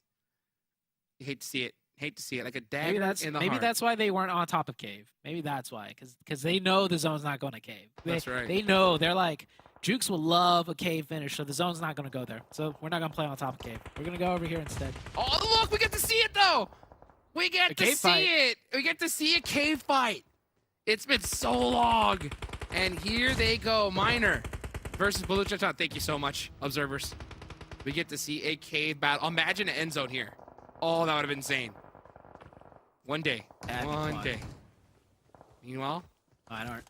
2v1. Chat G. let's see. Chachi throwing the nade. Ooh, off the mark a little bit. Oh, never mind. Oh, wow, on the he mark. ran right into it. He ran right into it. That's gotta hurt. Chachi Where's the on the push crossfire? inside a cave. Let's go. Go ahead and get that little bandage off. Looking to get the finish. Who is gonna be the champions of cave in PMPL Fall? It's probably the only time we're gonna see it. Is it gonna be BULUC, CHABTAN, or Wall Street Bets? Illusion Oh, with the that's nade. good. Got him. That's a good one. Illusion. Wins the title fight. Wait, hold up. Wait. What about the high ground, though? The Nomads. 3 point. The Nomads. Gotta hit those. Oh my Gotta hit those. gosh, you gotta Oh. hit those. He hit it, but just one more bullet shy from getting the knock right there. Meanwhile, zone is still closing. And PASSIONFRUIT, now you gotta make that push that you could have made earlier. They got another pick though. LOTUS down to 2. Blow out the door. Might find another angle. Ander with the nade. Decides better of it. Cancels. Pulls the pin again. Now he's got the angle. Valak could see his arm potentially, but Valak further back. Oh, further back indeed. Trying to make some plays. Let's see. Oh, is NHyper just zone magnets at this point? Looking too good. Too good. I wonder what's going through NHyper's head right now. They're probably like, yeah, we do that. Yeah. As is tradition. The rest of the map, though, rest of the map is just full-blown chaos. 4-1-2 finally get taken out, and wow, it's actually from Koi. NHyper, calm down. Let these other teams have a chance. Like, you already get the zone. You don't need to be, like, putting insult to injury by shooting everyone else up. Like, let them fight it out, and then you can get the win at the end, okay, NHyper? Let's see right now how NHyper, how many eliminations is NHyper going to get? That is the question. Because they are looking just too unstoppable here at this point. And you can see Koi just blasting away, just looking to just dominate and make that and punch that ticket to PMGC even harder than ever before. Man, their long-range accuracy is something else. Because other teams could get the zone, just like NHyper, right? But they won't be able to pull up the points like NHyper does. NHyper just maximizes it with their accuracy. Tensa looking to make some plays. Here comes Execute, okay? Execute is still still up have and 3? running. Been a while since we've seen Execute here at the end of the game. So let's see how they're going to be able to finish here. PASSIONFRUIT's still alive. PASSIONFRUIT has been popping off 10 eliminations so far.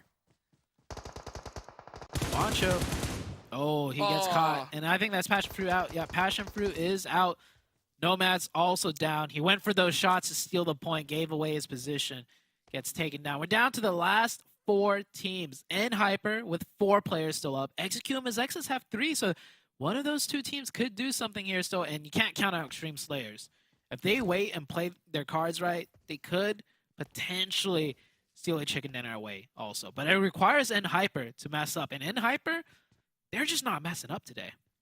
No, they're not. I mean, when they get the zone like this, it is just automatic victory. So they should win this game. I think it is definitely theirs to lose. MEZEXIS has a chance, though. They're 3 players up. If they're able to find some angles here, they could definitely get in the mix. But Extreme Slayers remix is still alive, and that's always a huge threat. Here comes a push from Execute. Casper goes down. Look at the repositioning out of the first player for that line of defense. Just stalling long enough to put in the sightlines for his teammates to have time to get a knock. And now he's going to stay there and be a potential threat. So he's not just full out evacuating. He's staying a moving target. Fate, nice shot there Oh. on the baton. Beautiful angle right there from Fate. Meanwhile, Ed Hyper just saying, stop it. Stop it. Goodbye. Nope. Nice shots, but here's an even nicer nade, says Kindness. Good effort. Good Yeah. effort. You know, you had your fun. Now let us get this game over with. It's Saturday. We're looking to, you know, eat some more chicken. Yeah, it's criminal how easy and Hyper makes it look. Like, execute push up with 3, they make it into the building. It's like, oh, that's progress. And then Kindness just walks up. Walks up. He just walks up. A 1 for 2 nade. Saying, hey, what are you guys GG, doing? Thanks for playing. We're down to just Extreme Slayers now, and I think it's the 2. 2 from Extreme Slayers. If anyone could upset and defeat N Hyper, it's not YKG anymore. I feel like they are just kind of down and out. It would be Extreme Slayers. That's my next team to bet on to take down N Hyper. But with only 2, man, this is N Hyper. This is N Hyper's game. But we'll see what happens because Remix is up. Remix is up. Still alive. Can Extreme Slayers pull off the impossible and make a monster play here? Let's There's see. one.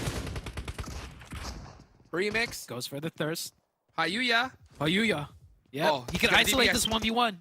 Take He needs it. to win Take this it. one, though. Remix can't go down. He's got to go up against Kindness. He's got to win that fight. Oh, he doesn't get it done. Easy Yep. clap and a chicken dinner for Ed Hyper, as is predicted. And Hyper, what a great win. One thing that I noticed at the very end that just impresses me even more than Hyper was when Ren was caught in that 1v1 with Hayuya. Did you notice how he just ran back and forth pretending like he was going to challenge him? But he didn't. So, Jukes, imagine if he did challenge him. He Oh. went down. Then Hayuya had supporting cover fire for Remix, and then it's a Right. 2v2. Oh. And Hyper loses that. Yep, they do. Right. They do. Crazy. So it's the details. The details in Hyper are so disciplined. Every single player, if it wasn't Ren in that position, interchange them out, Jukes, they would have done the same exact thing in my opinion. That's why they're playing so well. It's the details. All 4 players know exactly what to do in every situation. He just kept moving back and forth, kept Hoyuya's attention on him, so he couldn't help out Remix in the 1v2. Like, Unbelievable. it It's- sounds like we're just praising In Hyper way too much, but there's a reason why they're doing so well, and it's the details, Jukes. They have it down to a T. Yeah, you know what? Ain't just the details. They're unleashing the beast, baby. Just like our official energy drink partner, Monster Energy. So, guys, what a crazy, crazy day. And Hyper just stamping it once again here, Zute. It's just too good. It's just too good. Yeah, too easy. Too easy. As we head to the highlights, we'll see what the desk have to say about today. So we'll be right back, guys.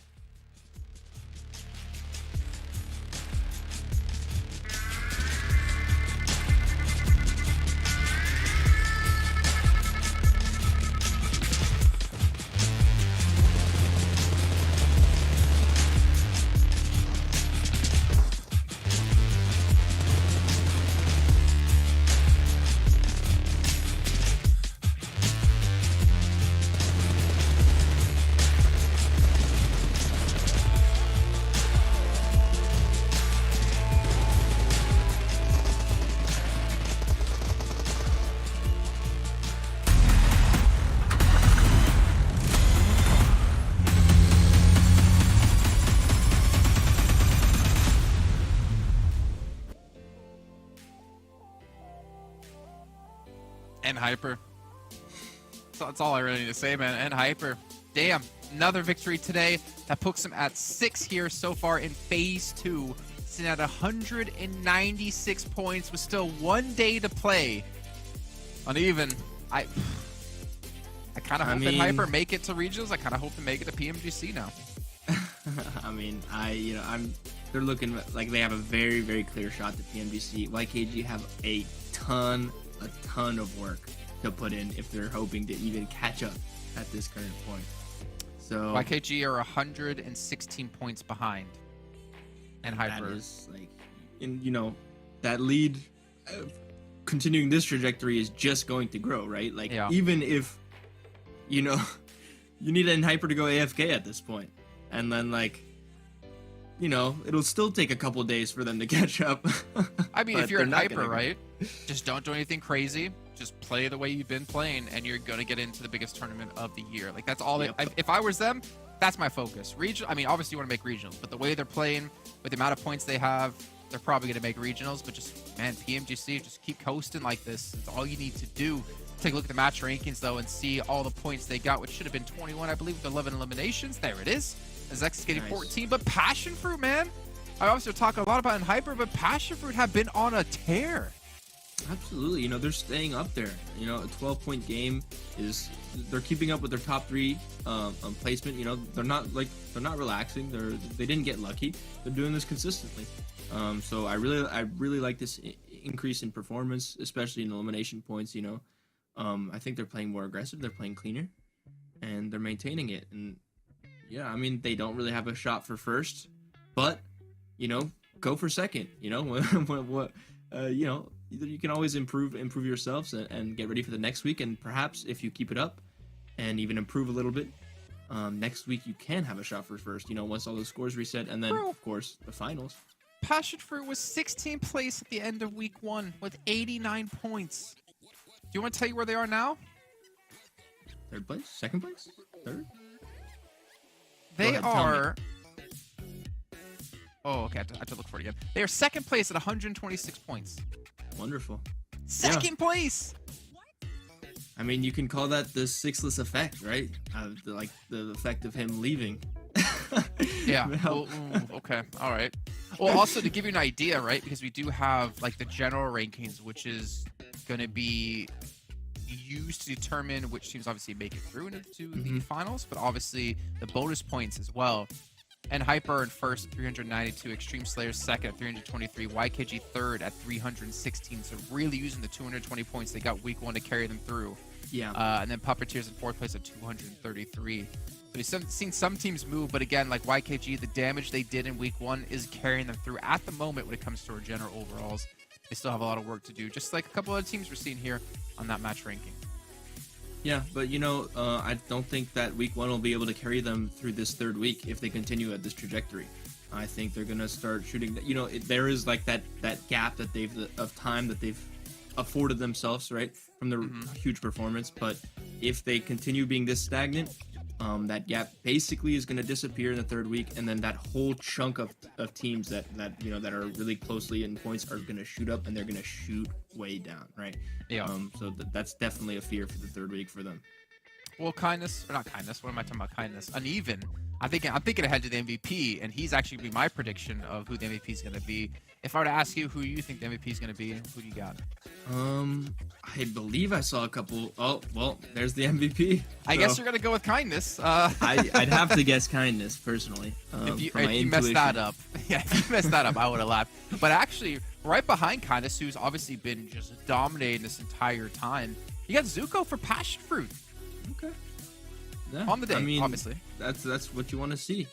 One thing to point out right here is this absurd survival time. Oh yeah. I mean, they're basically being in the top 3, top 5 situations every game, or when you're looking at times like that. So we love to see that extreme consistency today. Very well played to kindness. 11 KD, nothing too crazy, or 11 kills or eliminations. But yeah, still a fantastic, consistent day. Yet again. Yeah, it's been a great day for Hyper. It's been a great day for PASSIONFRUIT, and honestly, I want to keep seeing them do it. I know you want to be a banana.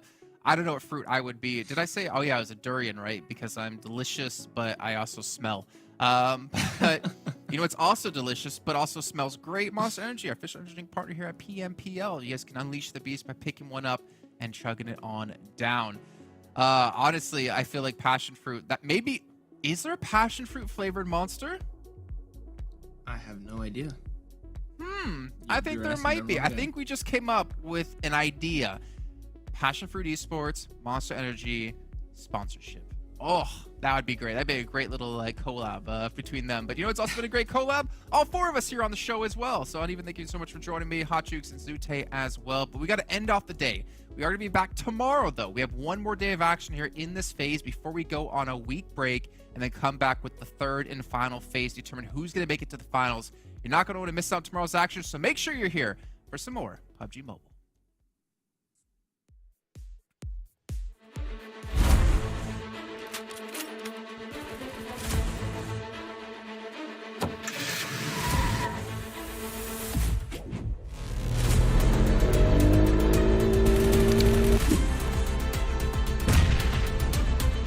Might be going out, but it's up. He can finish it. Down to 40 HP through the smoke. There's no way he can get this. He throws the grenade, but Bane comes in. He does it! He does it!